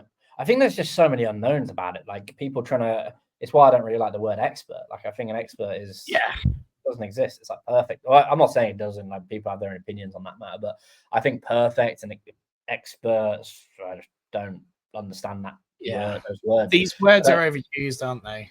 Yeah, like someone that's, I don't even know how you would class someone as an expert. My point is, like, even those people that are like highly proficient and profound, like a Jeffrey Hinton or whoever it is in their respective fields, like, how many companies use Salesforce that don't know they use Salesforce? It's just, that's just part of my admin job to update that data lead entry. And it's like, well, you're actually using that because it's feeding back into a private LLM. And I think that whole conversation around not using ChatGPT, I think private LLMs, like Mark Cuban said it on Lex Freeman's podcast, and loads of people have said it's not far away. Like Elon Musk has mentioned it, and Dell, I think Michael Dell mentioned it, like because they were going through that big, they were going to build the power center for Grok, which ended up not going ahead. But I think it's a matter of time. And I think that whole conversation, we don't use it to protect company secrets. I think you'll be able to have your own on-site or equivalent of on-site secured LLM that it becomes a thing of the past. And I think some people are just trying to be different. Like, we don't use an LLM. I'm like, well, you're probably getting behind them because other people, it's really good for creativity and shit. Like I don't use it for much else apart from just give me an angle that I can start thinking about this, or give me an angle I can question. Yeah. Better than a blank piece of paper, right? Like I often use it for that way too. And like everyone I ever talked to who's like, you know, very good at what they do, they're a top 1% copywriter, top 1% art director, yourself, like a top 1% newsletter writer, then I find that we're never going to use it for the bulk of what we do. It's always like that, just getting us started or giving us a different angle, or, you know, sometimes I'll say, rewrite this in a more social media friendly manner. You know, because I write things very formally in notes because I was a university lecturer. So I'm just, constantly writing keywords. And then I'll say, fill in the blank and make this more accessible to people. And I like that. And I also like prompts like, explain this to me like I'm a fifth grader. Yeah, that's a brilliant way of doing it. Yeah, I hate reading B2B jargon and I never know what it means. And like, I'm like, get rid of all the acronyms and rubbish and just simplify this. And that's so super useful. But everyone I find that, they're looking for the ultimate ChatGPT prompt. And I'm like, no, it helps with the thousands of trivial tasks. Yeah. That's really what it's for, right? You're not going to ever get like the next Shakespeare out of ChatGPT. You're never going to get the top 1% of anything. What you're going to get is an incredibly useful thing at doing an average amount of tasks. That's where I find ChatGPT more useful. Or when it's like an incredibly boring, mundane task, like here's a 50-page PDF and I forgot where the section on corporate responsibility is. Then you might spend 2 hours looking for it or 20 seconds uploading it. But then everyone's worried that PDF's been trained into ChatGPT. So like you said, they're localized, we boot it up from our graphics card and it's all localized to this machine. So we know it's not trained into the cloud. So it doesn't inform other outputs. That's what businesses have been holding back on. And prior to regulation, there's no company that's made this secure to everyone, not even OpenAI. OpenAI didn't do a good job until they brought out the business edition to say, tick a box and we guarantee we won't train this into the whatever. That was always the worry. Every enterprise I ever talked to was like, no, we can't use that because IP and secrets are our value. Now, I think that's the wrong way of defining it. Coke has given up all of this stuff. They let fans use their logo. They let fans rewrite their brand. They've just totally given up on the fact that IP and trademarks are the value of the brand. And they've gone, no, we're open sourcing our stuff to our audience. And that is the way to be inclusive in AI. I think it's backwards as well to have it as a lock off, to think you can't share that information. I think it's just really uninnovative. When Elon was just uploading everything, he's like, we don't patent anything because it's backwards thinking. He's like, I'm not holding that back from other people. He's like, I'll keep it all open source always. And I think like your example with Coke, it's a brilliant way of doing it because it helps. You don't know what kind of opportunities can come about from that and what it can take forward. And another prompt, Chris, I use is asking it to note take for me and then summarizing my notes. So especially on conferences or events, which we go to a lot, it's you can just tell it, I'm going to give you a load of notes and I just want you to summarize them when I tell you to. Until then, don't reply on it. It will just literally reply, okay, noted, thanks. Okay, noted, thanks. And then at the end, you say, summarize everything you've told me. And it'll give you a breakdown summary, or I'll ask for how do certain businesses structure their financial reporting, or how do certain businesses structure their, just operational things, because it's really, it's not saying I'll follow that or take that as fact. How one business runs compared to another business, it's like a creative flair. Never going to be aligned. It's going to be very, how Nike runs its business is going to be, they're all successful businesses, but how Nike runs compared to Delta Airlines, compared to a hospital, compared to H&M, they're all very different but successful in their own ways. And I think, having that kind of creativity prompt is how you get to answers or things like, oh shit, I didn't think about including that, or that makes me realize why I don't need that part in, and I was about to go spend an hour on that part. I don't even need it. Do you know what? That's actually fascinating you said that, because one of the podcasts I saw recently said AI needs to make no scientific breakthroughs. AI needs to go and look at the hundreds of millions of scientific papers that have made discoveries that we've just not spotted data patterns in. And I bet there's a cure for cancer in there somewhere. I bet there's something else in there. There's no human being in a different way. There's no human being that can hold collectively 100 billion articles in their head. But AI can go and look at data patterns across all of this and make, have you noticed this? Apparently so much was written and then submitted as a scientific paper, peer reviewed, and then because it wasn't popular, got published, and then 50 years later, you realize, oh my God, someone just invented the maglev train, the magnet that hovers above. That was 50 years ago. Someone said that. And only now someone uncovered it that it's actually being tried and being shown to be successful.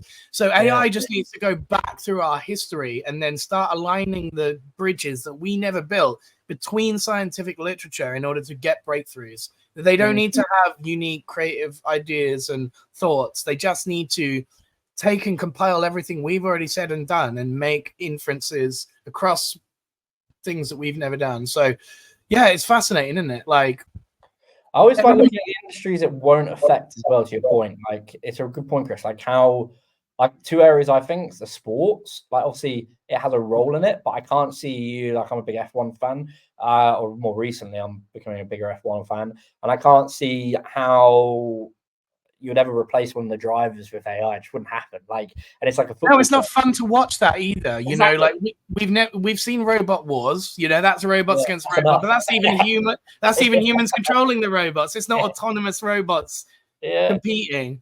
But one thing I will say is everything I saw during the Euros was AWS generative AI for Formula One. Oh, Formula One. So I was there at Silverstone like 3 weeks ago, and I got the dark race. Were really kind. They gave me like a F1 car. That's sick. That's actually so cool. Yeah, I got the hat upstairs, but you can see dark trace across the back. And that's sick. Yeah, I was there in the paddock and did like the walk and everything, and it was on the Friday. And I mean, when you watch it, I watch it most weeks, or at least for this year I have, and it's just everything's fucking adverts for Workday, Salesforce, what's the other one, like Juniper Networks or wherever it is, that's the cybersecurity one. They've got what's his name, mine's gone blank, Neo from Matrix, what's his name, actor? Keanu Reeves, yeah, brilliant actor from John Wick. And they've got him as like the key person. Everything's just software, like everything in that world, because I mean, you get a few other brands on there as well, but you just think it is by far the most technology-driven sport, because they're just analyzing the car constantly because it's car-based. So it's whereas football, but also the stats are so interesting, aren't they? That's what I think the AWS thing is like. I seen this morning. This is really cool, right? You mentioned Neo from the Matrix. You know when Neo does that like over the shoulder, like, and then the camera like zooms around him, and it doesn't look like he's moving. It looks like he's in still air. That's exactly what they're using at the Olympics for skateboarding, and AI is managing that. Well, so you can stop it and they can spin around. So imagine that a person is about to do a grind, right? So they've just jumped in from a half pipe. They're about to do a grind, and then the camera pans to this angle, this angle, this angle, this angle, this angle, and they stay completely still like Neo from the Matrix. And what it is Alibaba's version of AWS is powering live 3D reactions. So then it's compositing each camera's angle and giving you almost a 3D version of the perspective of every camera angle. And the equivalent of AWS is doing that for the Olympics. So when you said sports, I think sports highlights will be in real time via AI, one of the most like affected industries in the world, because the golf highlights could have this too. Right? Imagine a putt going in, and an AI is stitching together all the angles of the putt going in real time. So there's no person editing that. There's no person waiting for that. There's no editor. We need to get this quickly done for the next commercial. Like stitch all these things together. No, AI is doing that in real time and showing it to the audience, and then overlaying stats and generative AI. So like, it's going to be fascinating to see how this works. Like Liverpool Football Club also employed an AI company to predict corner kicks and stuff. It's so wild the way. Have you ever seen Moneyball? Yeah, of course, it's awesome. So imagine the baseball version of that, but for football or rugby or Formula One. Like, imagine that a proprietary AI tool got you 1 second faster in the Grand Prix. How much money would that be worth? 1 second is literally everything. I mean, you look at pit stops. Like, pit stops are, I think the fastest pit stop at Spa, the one that just happened in Melbourne this weekend, was like 1.9 seconds. Wow, that's insane. I think a car can come in, stop, change, and go out. But they've got that down to there, haven't they? Over the decade or so that they've been doing. I bet it started at like 30 seconds, then it was 20 seconds, then it's like you're talking about fractions of a second that makes you win or lose a race. Then AI can make that fraction of a second faster, you know, because of the it's going to be I think that's actually going to be the problem with sports.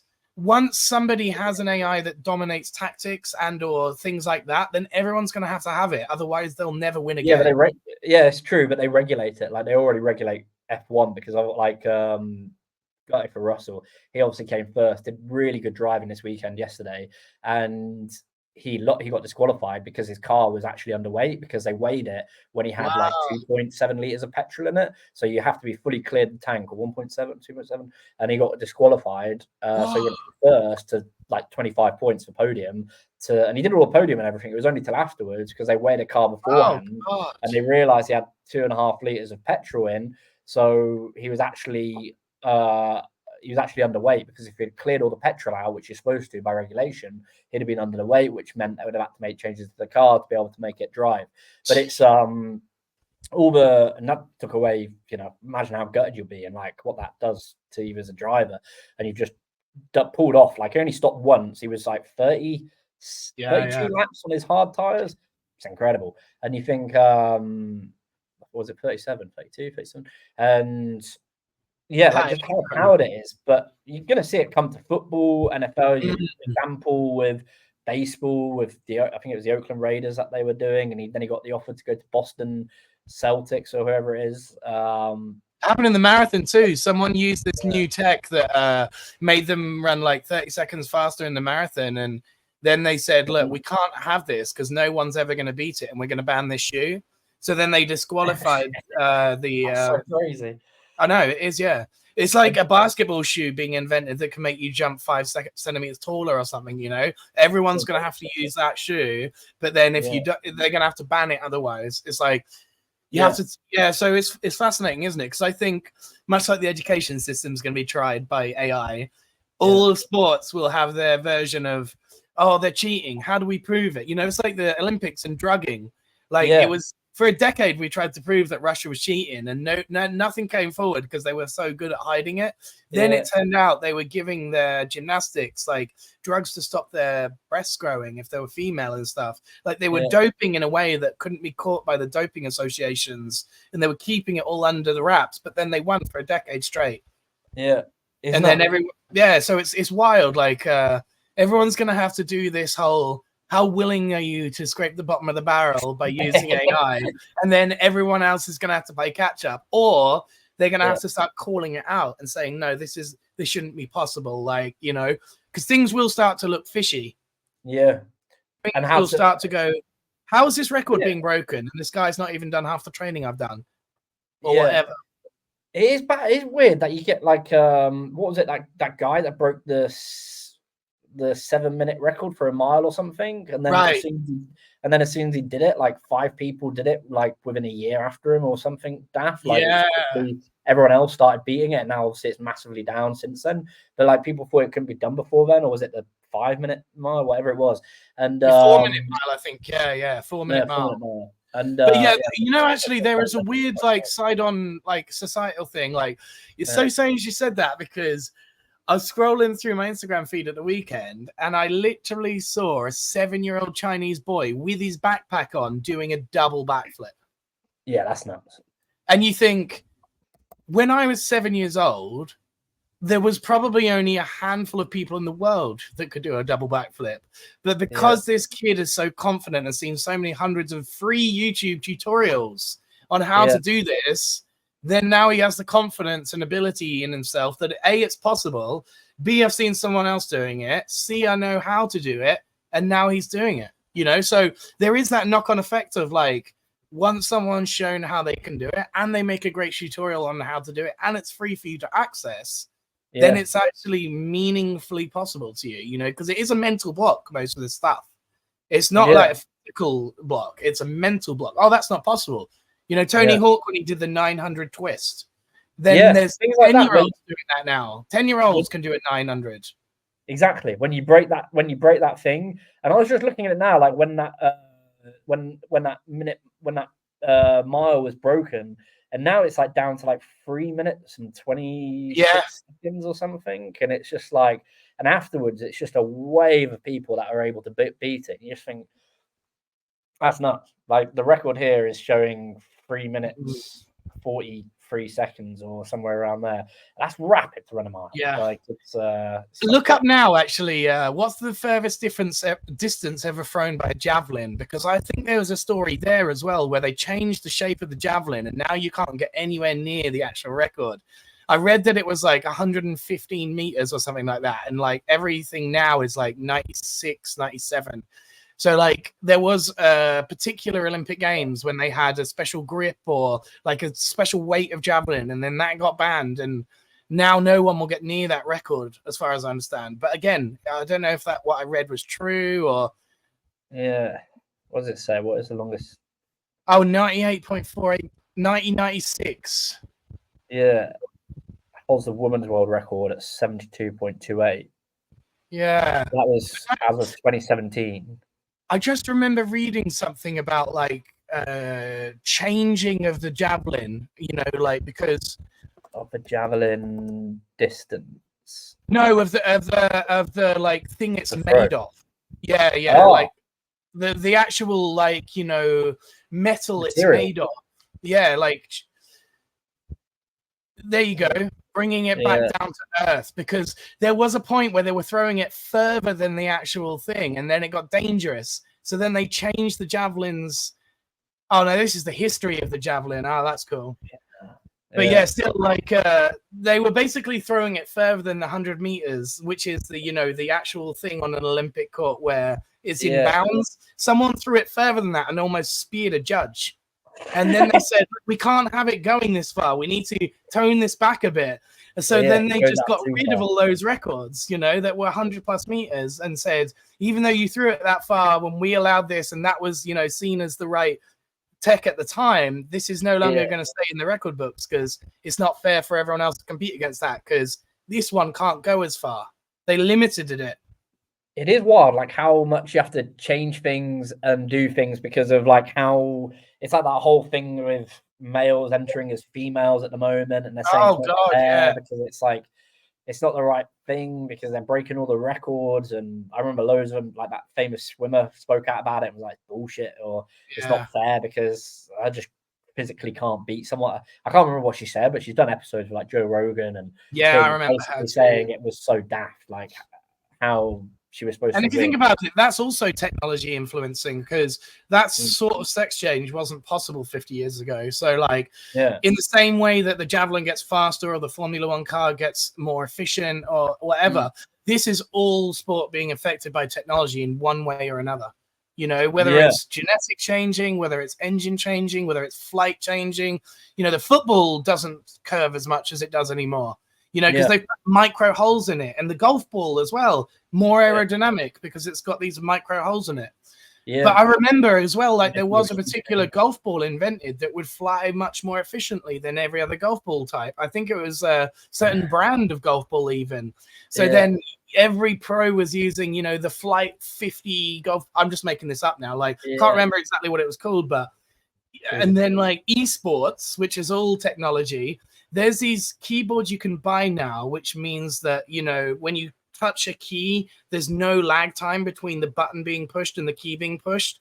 So then it's like a hack to, like, you know, not have one of these keyboards and have like strafing at instant like paces.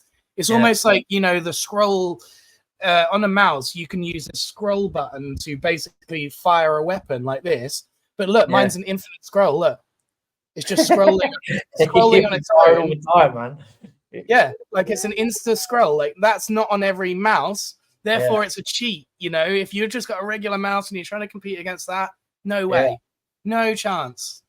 It does make all the difference. Like gaming is one of the few things. Like is another one of those examples where I don't think it's ever going to get replaced because people just generally enjoy gaming. Like I love gaming. Like playing last night with Sweets, with just playing Siege all night long, like till we were playing for a few hours, but like the other weekend we were playing it for just hours on end, and I fucking a bit of a gamer, a loser like that, but I just love it. And you think I can't ever see AI taking that away from people. And you think like it might speed up things, or like to your point, make things better.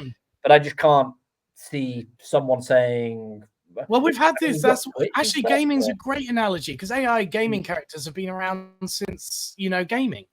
Like, if you think about the GoldenEye on Nintendo, they were AI characters, you know, like they are NPCs that are nowhere near as fun to play against as real online human players. So, like, you know what's funny though is think about what our parents always told us. Oh, you're wasting your time with gaming. There's no money in gaming. It's totally this. And now there's like $1 million prize pools for FIFA competitions, and they get paid as much as like real famous athletes.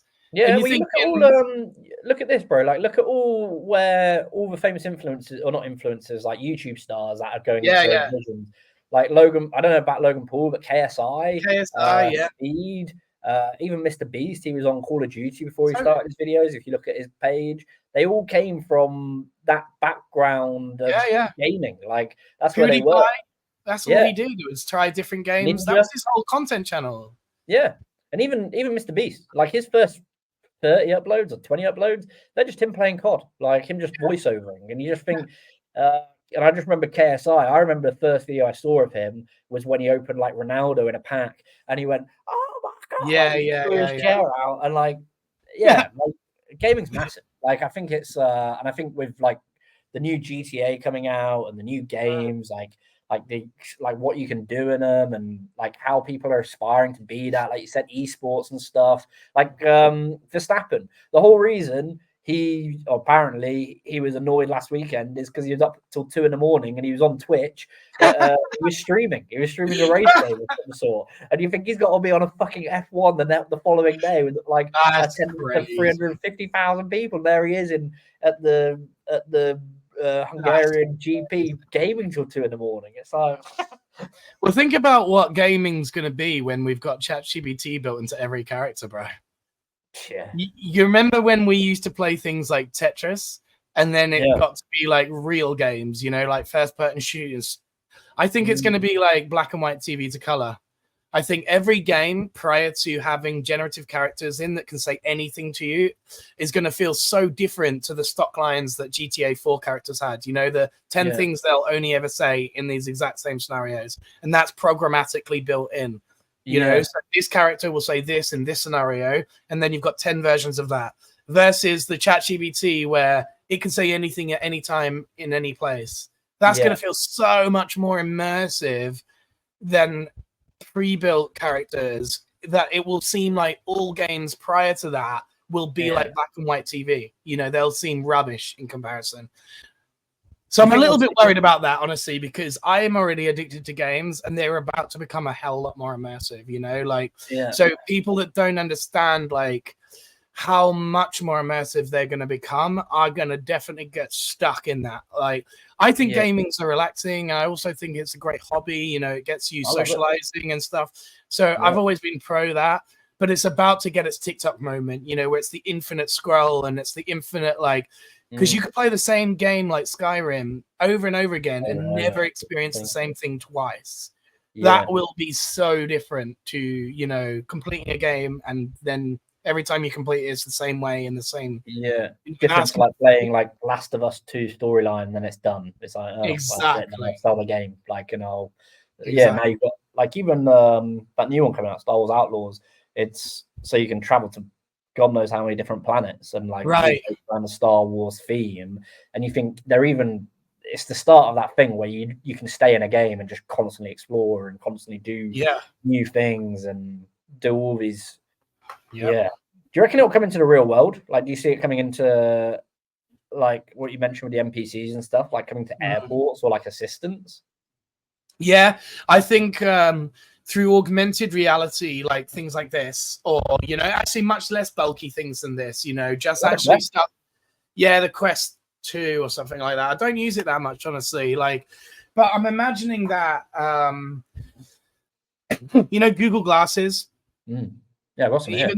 That was, that's awesome. You know, back in the day, they were, I figured that would be the next big thing. Obviously, they were a little ahead of their time in terms of society being ready for them.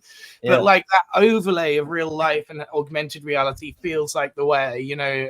Similarly, Meta and Ray-Ban have done something together, haven't they? Yeah, I really want to get a pair. I really want to get. They look really awesome compared to the Vision Pro. They look so much better. Like they're like, and I think fashion conscious. I think that's the big thing they've done differently, right? Like, yeah, they just look like a pair of Ray-Bans, but then obviously they're recording 720p video. And now imagine if you could like, I've seen these like live stable diffusion video cameras where you can basically make the real life look like an AI video. Like you can just flick a button and then it looks like stable diffusion. So it's taking every frame of that 720p video, feeding it into an AI, and then feeding you the overlay of both of those things. Yeah. So stuff like that is going to be absolutely wild. You'll be walking around Florence or something for the first time, and you can just basically have whatever augmented overlay that you'd like. You'd like to experience the real thing, but then you'd like to change it in whatever way you'd like as well. You know, like it's like the ultimate filter or like something like that. You could just go, right, I'm going to experience this awesome scene. Then I'm going to put these glasses on and make it seem like supernatural. Then I'm going to flick a button and then make it seem surreal. Then I'm going to flick a button and do all this other. It's infinite worlds at that point. Like, add to what the situation is you're in at the moment. Like, have you ever seen Rick and Morty's Infinite TV? No. Oh man, that's one of my favorite shows. Yeah, I need to watch it. Yeah, basically Rick builds in this crystal into the TV remote that can, you know, the idea is that there are infinite parallel universes. So then he flicks a button and then he's the actor and he's on the camera doing what, and then he flicks another button and then, like, you know, the president of his world is just a normal actor with Johnny Depp doing whatever. So it's like infinite possibilities because you're tuning into infinite worlds. Well, that's what, that's what like AR will be, is there'll be the real world and then there'll be the anything you want it to be AI filter on top of that. Yes. I think that's which really will just nuts. Well, the only reason I've tried the Google Glasses and they're really good for like workplace solutions and they have the right idea. For personal, it's not very good.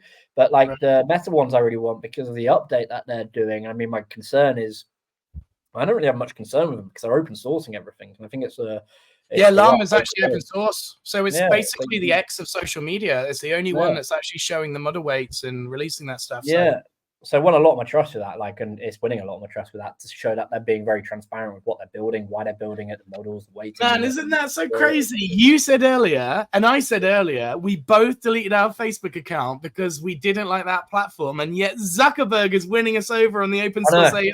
It's like the arc of redemption that this guy is going through is unbelievable. I said to my mum, I would never trust anyone in tech less than I trust Zuckerberg. Now he's winning us both over again. How's he doing it? How the hell is he doing that? While drinking a beer on a bloody surf. Yeah. And looking like he's got like the panda eye tan, you know, and the curly hair and giving these llama updates. I'm like, first of all, you know, is he a lizard person? We're not sure. Yeah. But underneath all of that, he's got a PR guru who's making sure that his appearance matches to make people feel more welcome, you know, and he's doing all these updates like, look, we're giving this away for free. There is definitely still a little bit of me that goes, yeah, but Facebook was free and you used Cambridge Analytica to scrape all our details. So what's going on with this AI stuff, you know? Like, are you doing the same there? You're giving it away for free so you get more users, so you get more data, so that then you service it to someone? Or that still does worry me a little bit, but the fact that it's open source and no one else is something different. You know, it makes me think, what is the value of open source? Like, where is he profiting from this? Why is he paying $100 million to train this model and then just give it away for free?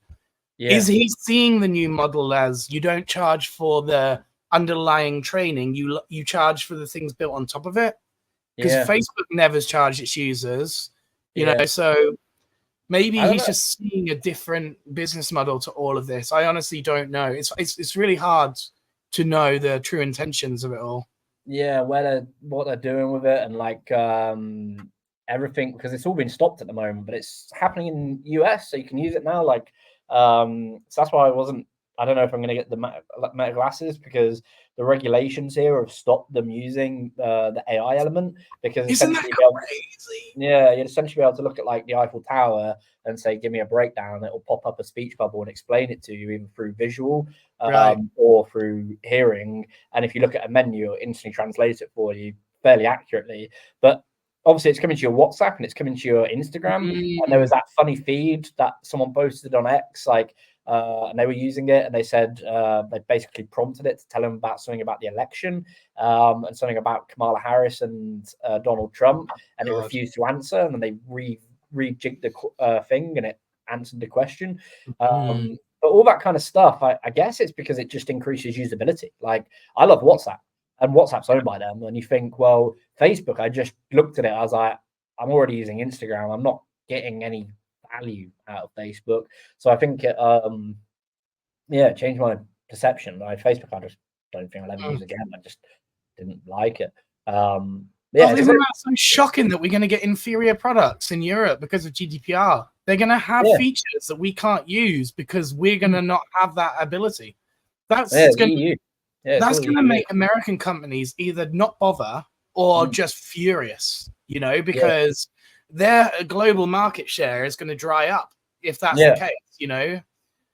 Yeah, man, that's so wild. Like, I keep seeing these memes on Reddit again, like America innovators, China cloners, Europe regulators, and that couldn't be more true, you know. Like, we keep regulating things that we didn't invent on the basis that it's protecting us, but actually it's going to now be that we just don't get to use cool things, and we're going to get further and further behind, and like, this is going to be an actual problem now, you know. Like, spending, because you get more cautious. Am I going to break GDPR laws? Am I going to break data laws? Should I buy that product?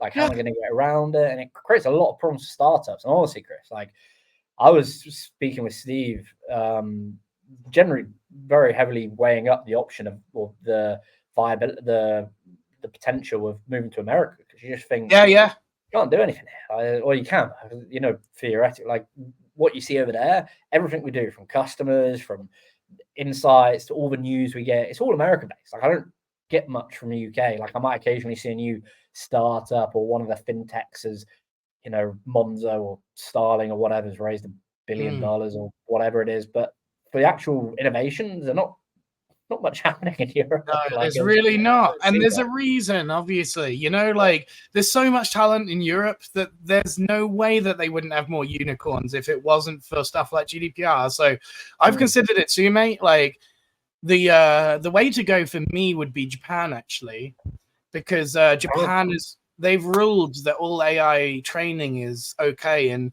there was someone come on my podcast and said MidJourney images can't be copyrighted anywhere else in the world but in Japan, so they started to call it MidJourney. Like, MidJourney plus Japan equals win.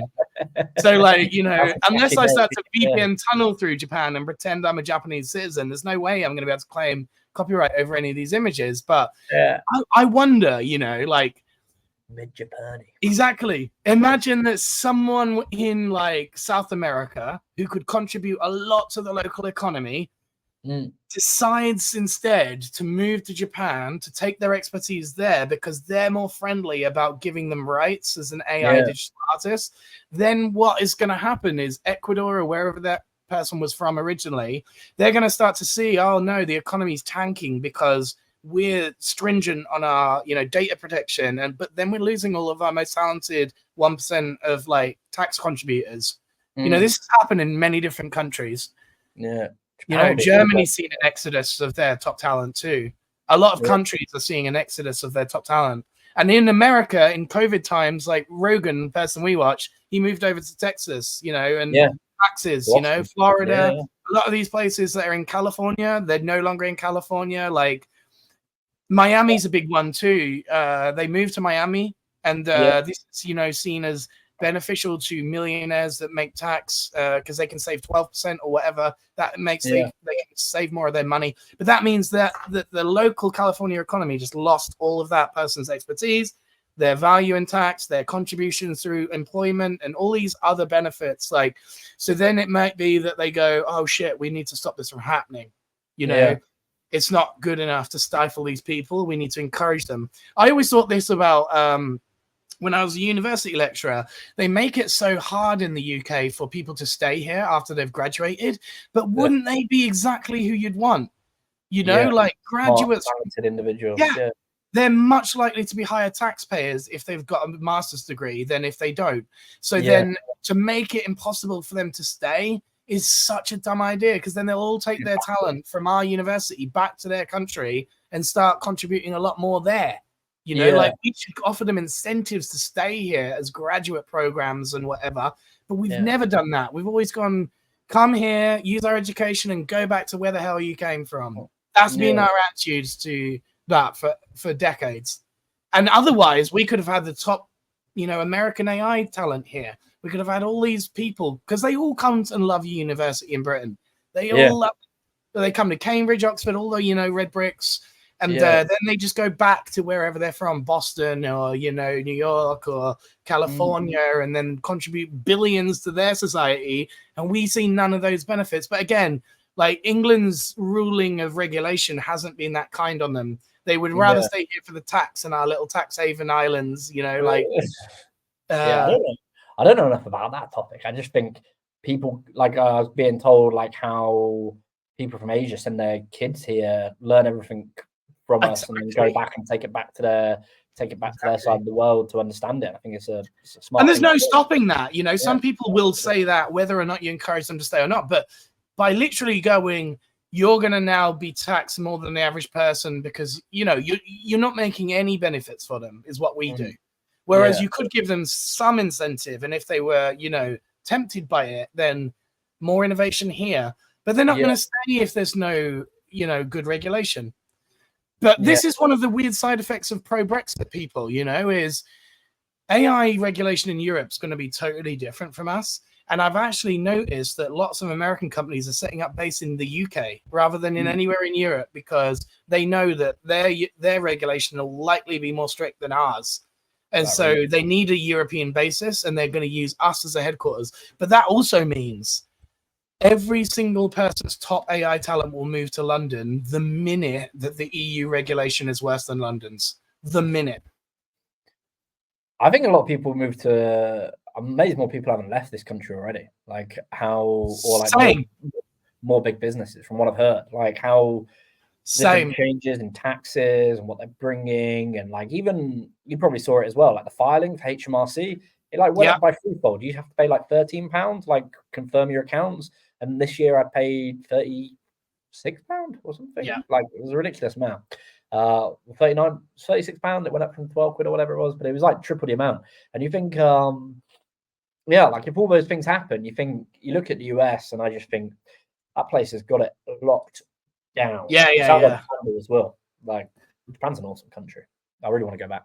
I think I read somewhere that by Google going to Ireland for their tax instead of the UK, instead of England, the percentage that they Dublin. The percentage that they save is like, you know, I can't remember what it is, like 6-7% of tax or something like that. But that is enough to pay our national debt off every year. Yeah.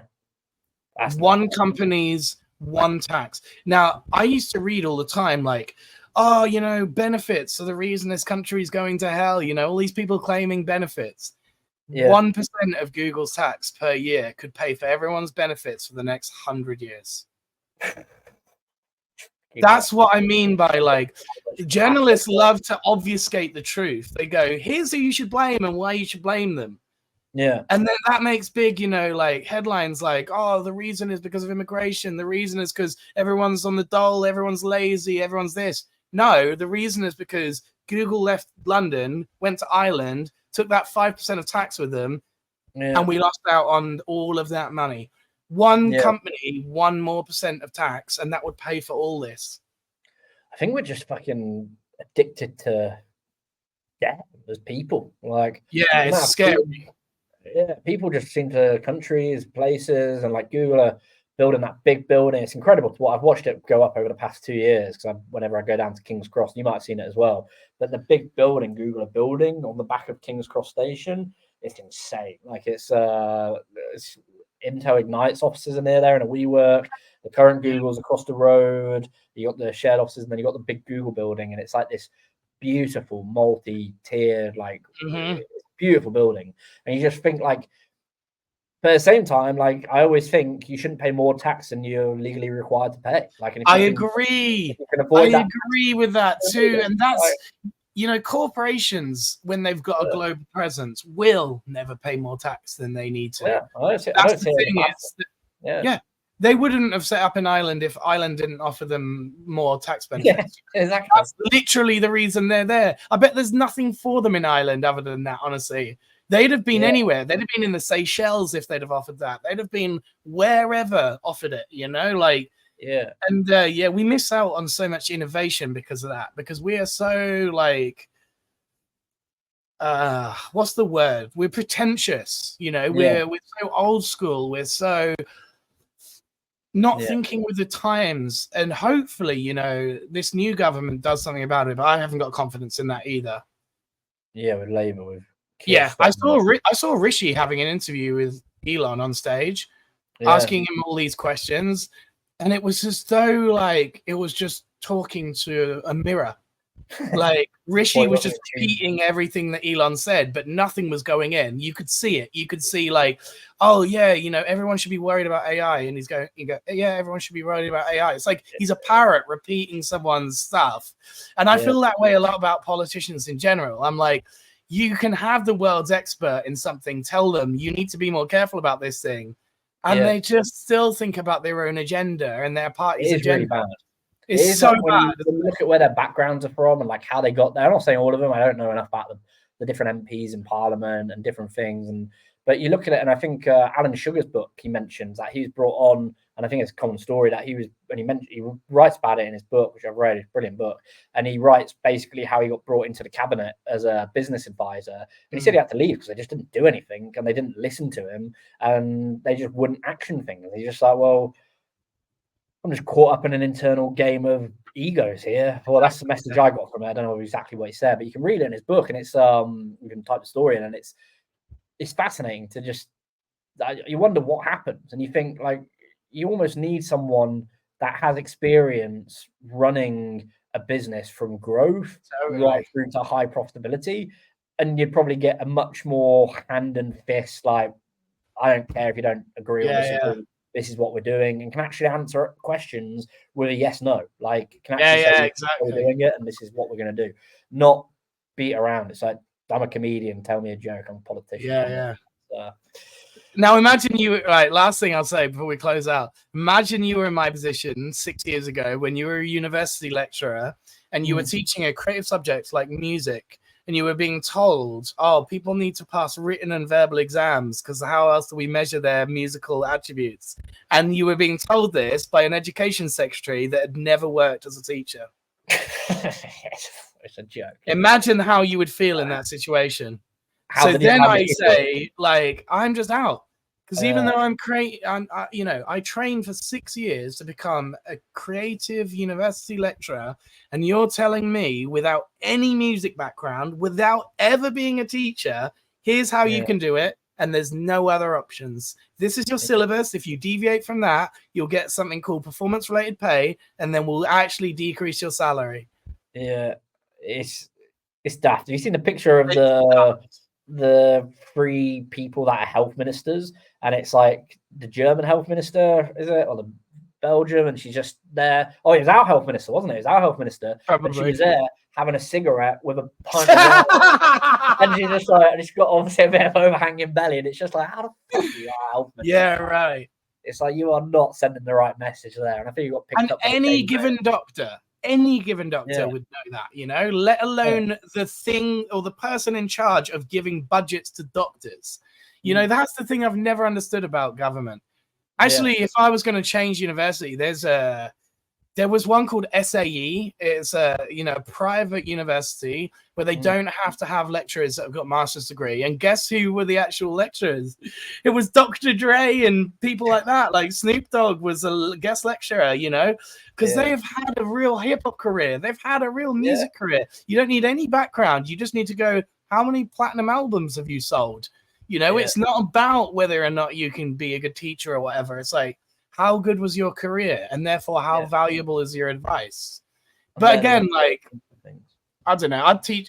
AI is going to change education for the better, I think, because of stuff like this. You know, it's embarrassing how every council gives out money to schools based on league tables, based on results, based on, you know, written exams. Yeah, that has got to change, because that's not even like a test of how much somebody knows something. Like, most of my friends that got good results at GCSE and A level were just good at memorizing things from 24 hours ago. That didn't mean they had any practical application or knowledge of that subject whatsoever. And then people I knew that were very good at that subject got very nervous and anxious in exams, forgot everything, failed, and they was deemed by society as not being very good at that subject. So something had to change. And all coursework, all written exams, they can't be, you know, not known that it was done by ChatGPT anymore. So something now has to change. And AI is forcing the hand.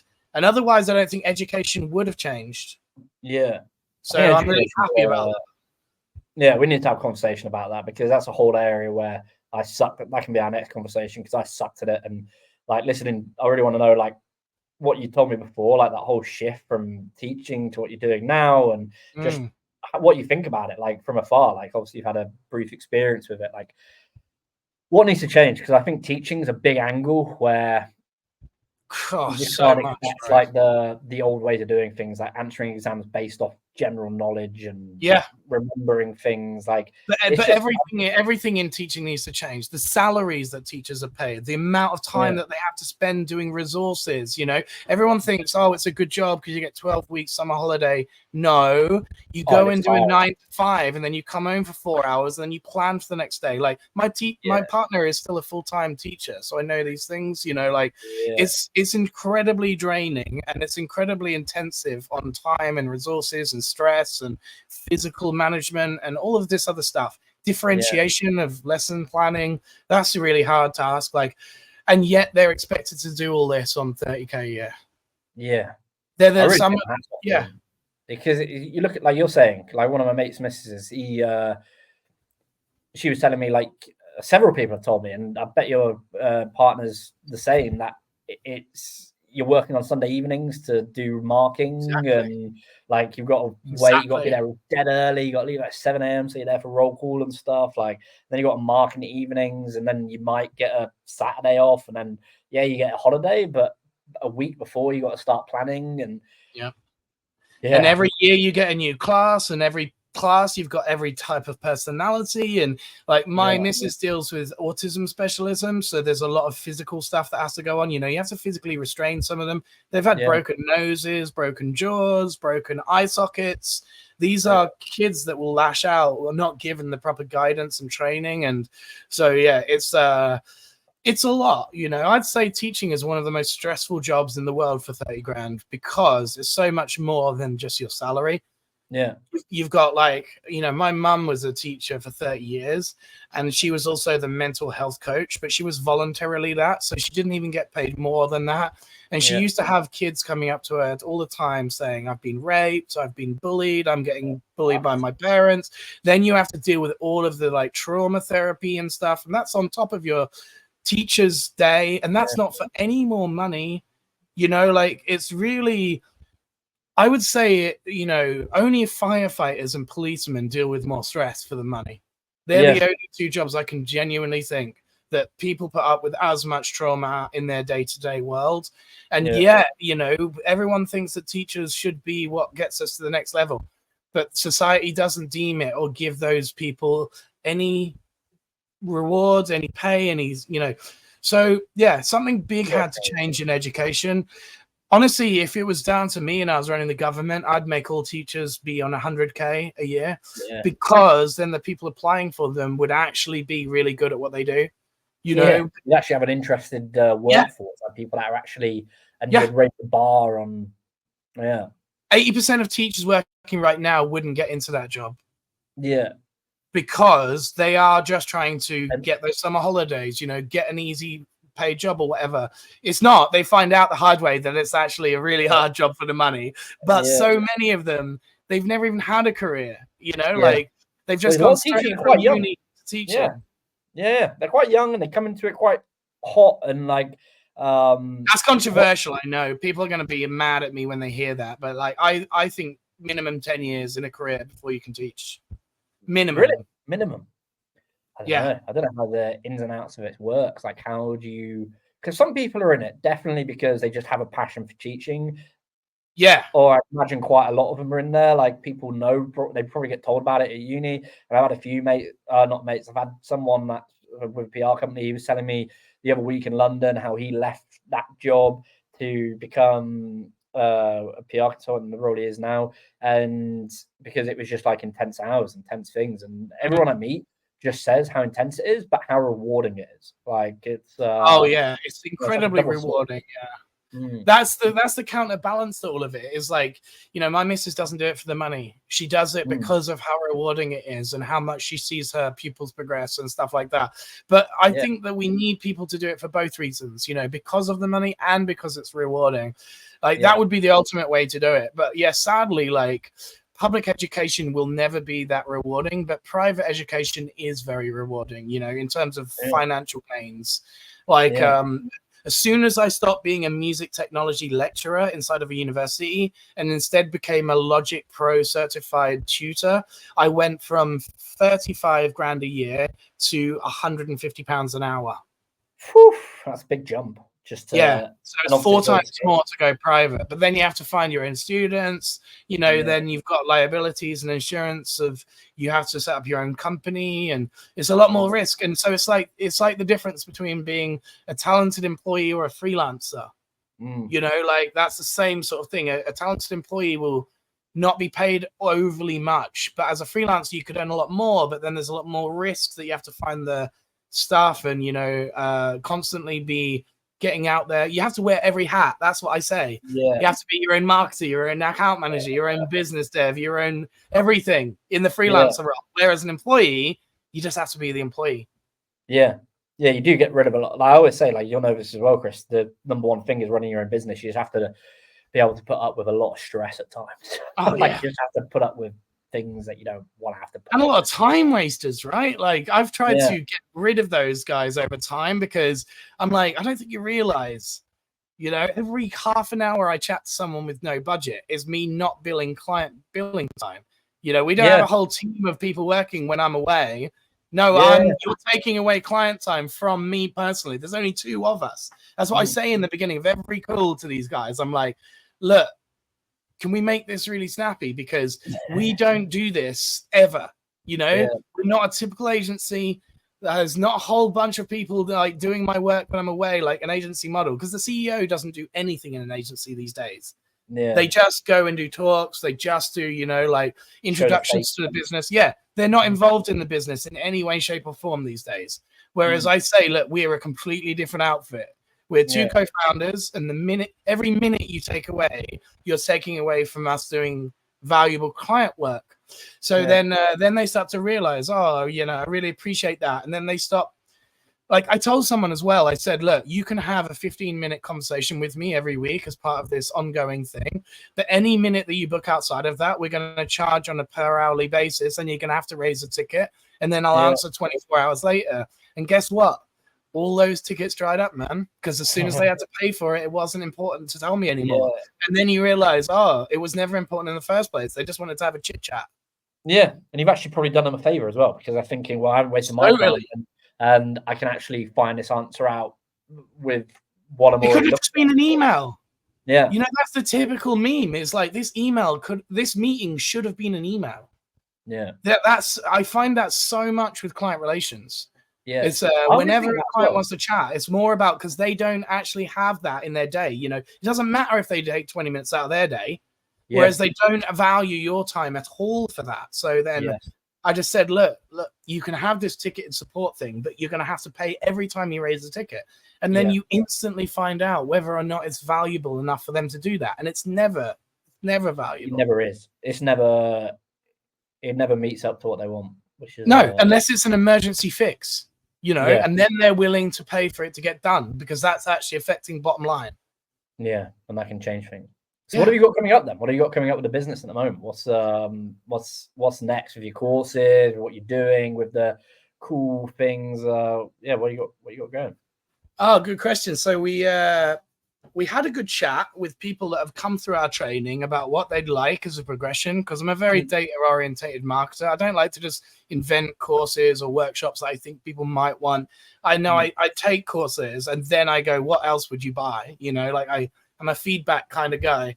So I've had like 250 people that I've trained over individual businesses. So not individual people. Like sometimes it's a group of 3, sometimes it's a group of 10, sometimes it's 10 plus, because they are our sort of group sizes. And I send them all out a poll like a couple of months ago saying, look, we're going to offer certain workshops, but we really want you to guide, you know, on what you'd like these workshops to be. Yeah.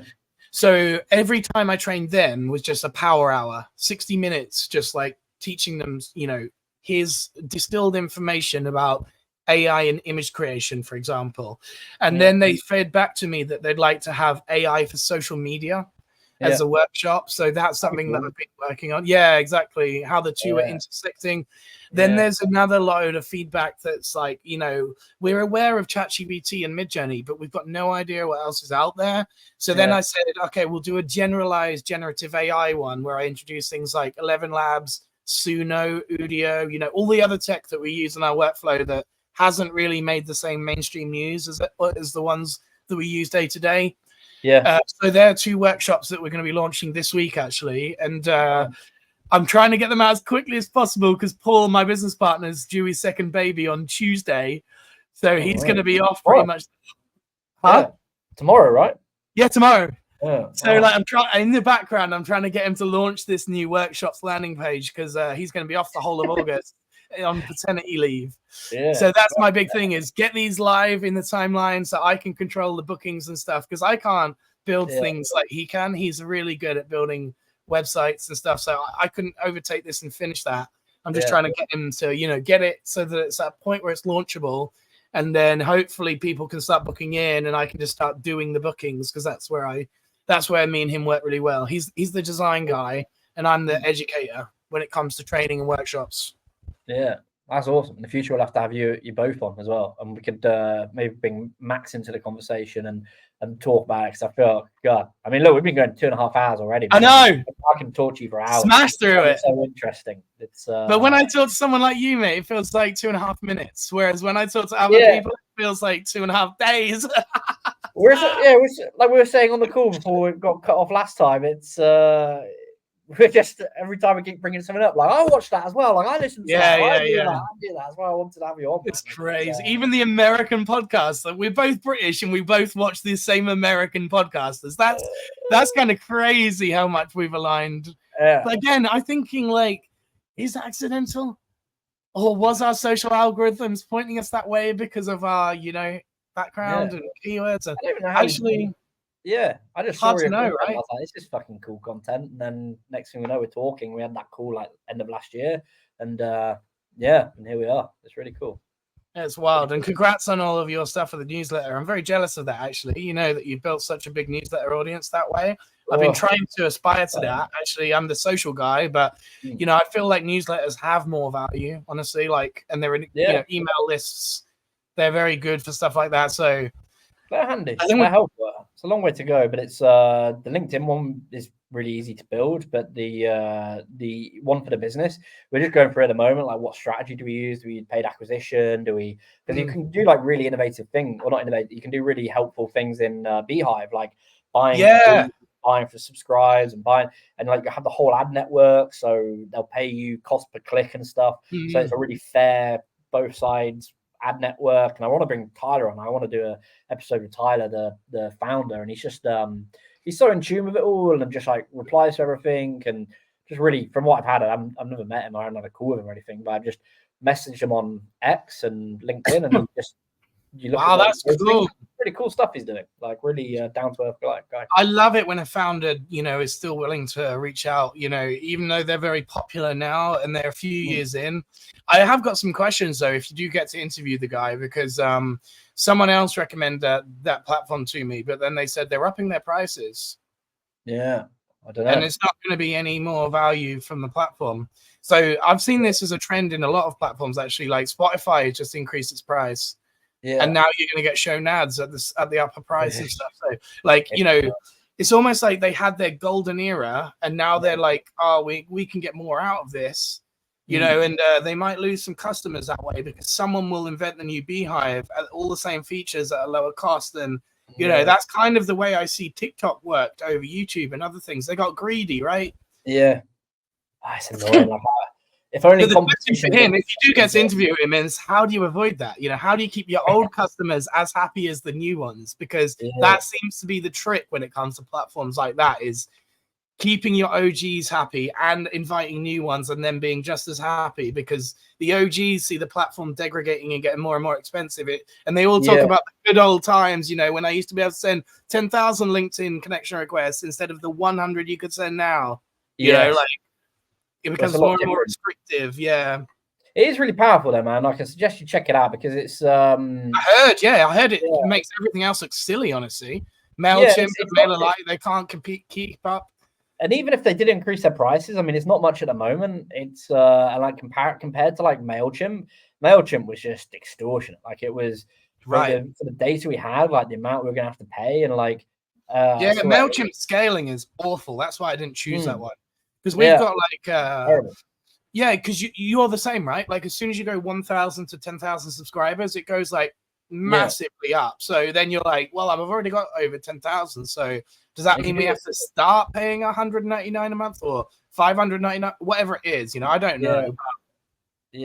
On Beehive's very flat rate. It's like $100 a month. So that's really smart. So even if they do up the price, if they keep it flat rate and tiered, and like, you know, you grow as we grow, then that's the sort of thing I would say is the way to keep people happy. But it's built around it as well. So the tools within inside, or the capabilities, from my understanding, pay your subscription cost. So our subscription cost is already covered by the ads it's already supplied us for no legwork. They just come into your inbox and say, so and so wants to sponsor your newsletter. I haven't had to do any outreach. It's just available for people to see, and I can go see others. Oh, that's sick. In, and then you can get boosts which are ongoing. So if someone subscribes, they'll pay $2 per new subscriber you send them. So like this month, it's our first proper month on it, and within a week and a half, everything was within 3 sends. Everything was paid for, like including the senior. So you think like it was X and Beehive. I need to go and spend my week getting on. By next time we have the next conversation, because we come on again and have this talk, we'll look at it, man. But Chris, I appreciate you coming on, man. I really do. Hey, no worries. Where can people find you? What's going on with you? So I'm not really on other social, like you said. I have a limited presence on Instagram and TikTok, so you won't find me there. You'll only find me as a ghost. LinkedIn is the only one I take seriously, and it's just my name, Chris Branch. But then if you want to come follow any of our communities, you know, depending on what your interest is, we have one called Marketing Inspiration, one called Artificial Inspiration, one called Yubnub Creative Inspiration, and they generally all have like 100,000 followers in each community. So whichever is your background, you know, creative, technology, marketing, AI, we've got you covered basically. So come follow one of those communities. Yeah, and you're a co-founder. He's quite big on Instagram, isn't he? He's got a... Yeah, he's really good. If you want to follow him, he's called Paulo Parsons. He used to be Jed.ai Master, but then we actually started working with Disney, so then we had to change this, because obviously it's a little play on there, like, well, you know, if you're not aware, like Star Wars got bought by Disney, and therefore it's like Disney's, you know, responsibility. So we had Jed.ai Master, which personally to me is one of the cleverest AI tags you could have had. But obviously when you're pitching to the guys who own that keyword, you want to make it look a bit more professional. So now it's Paulo Parsons Art. Awesome. Well, I suggest everyone check that out to anyone who's listening. And it's yeah, I really love what you guys do. I see all the content coming out, all the images, and big fan, man. And I appreciate you coming on to be the first guest or whatever this turns into. But hey, let's go. Conversations. No, I appreciate it. Cheers, mate. Awesome.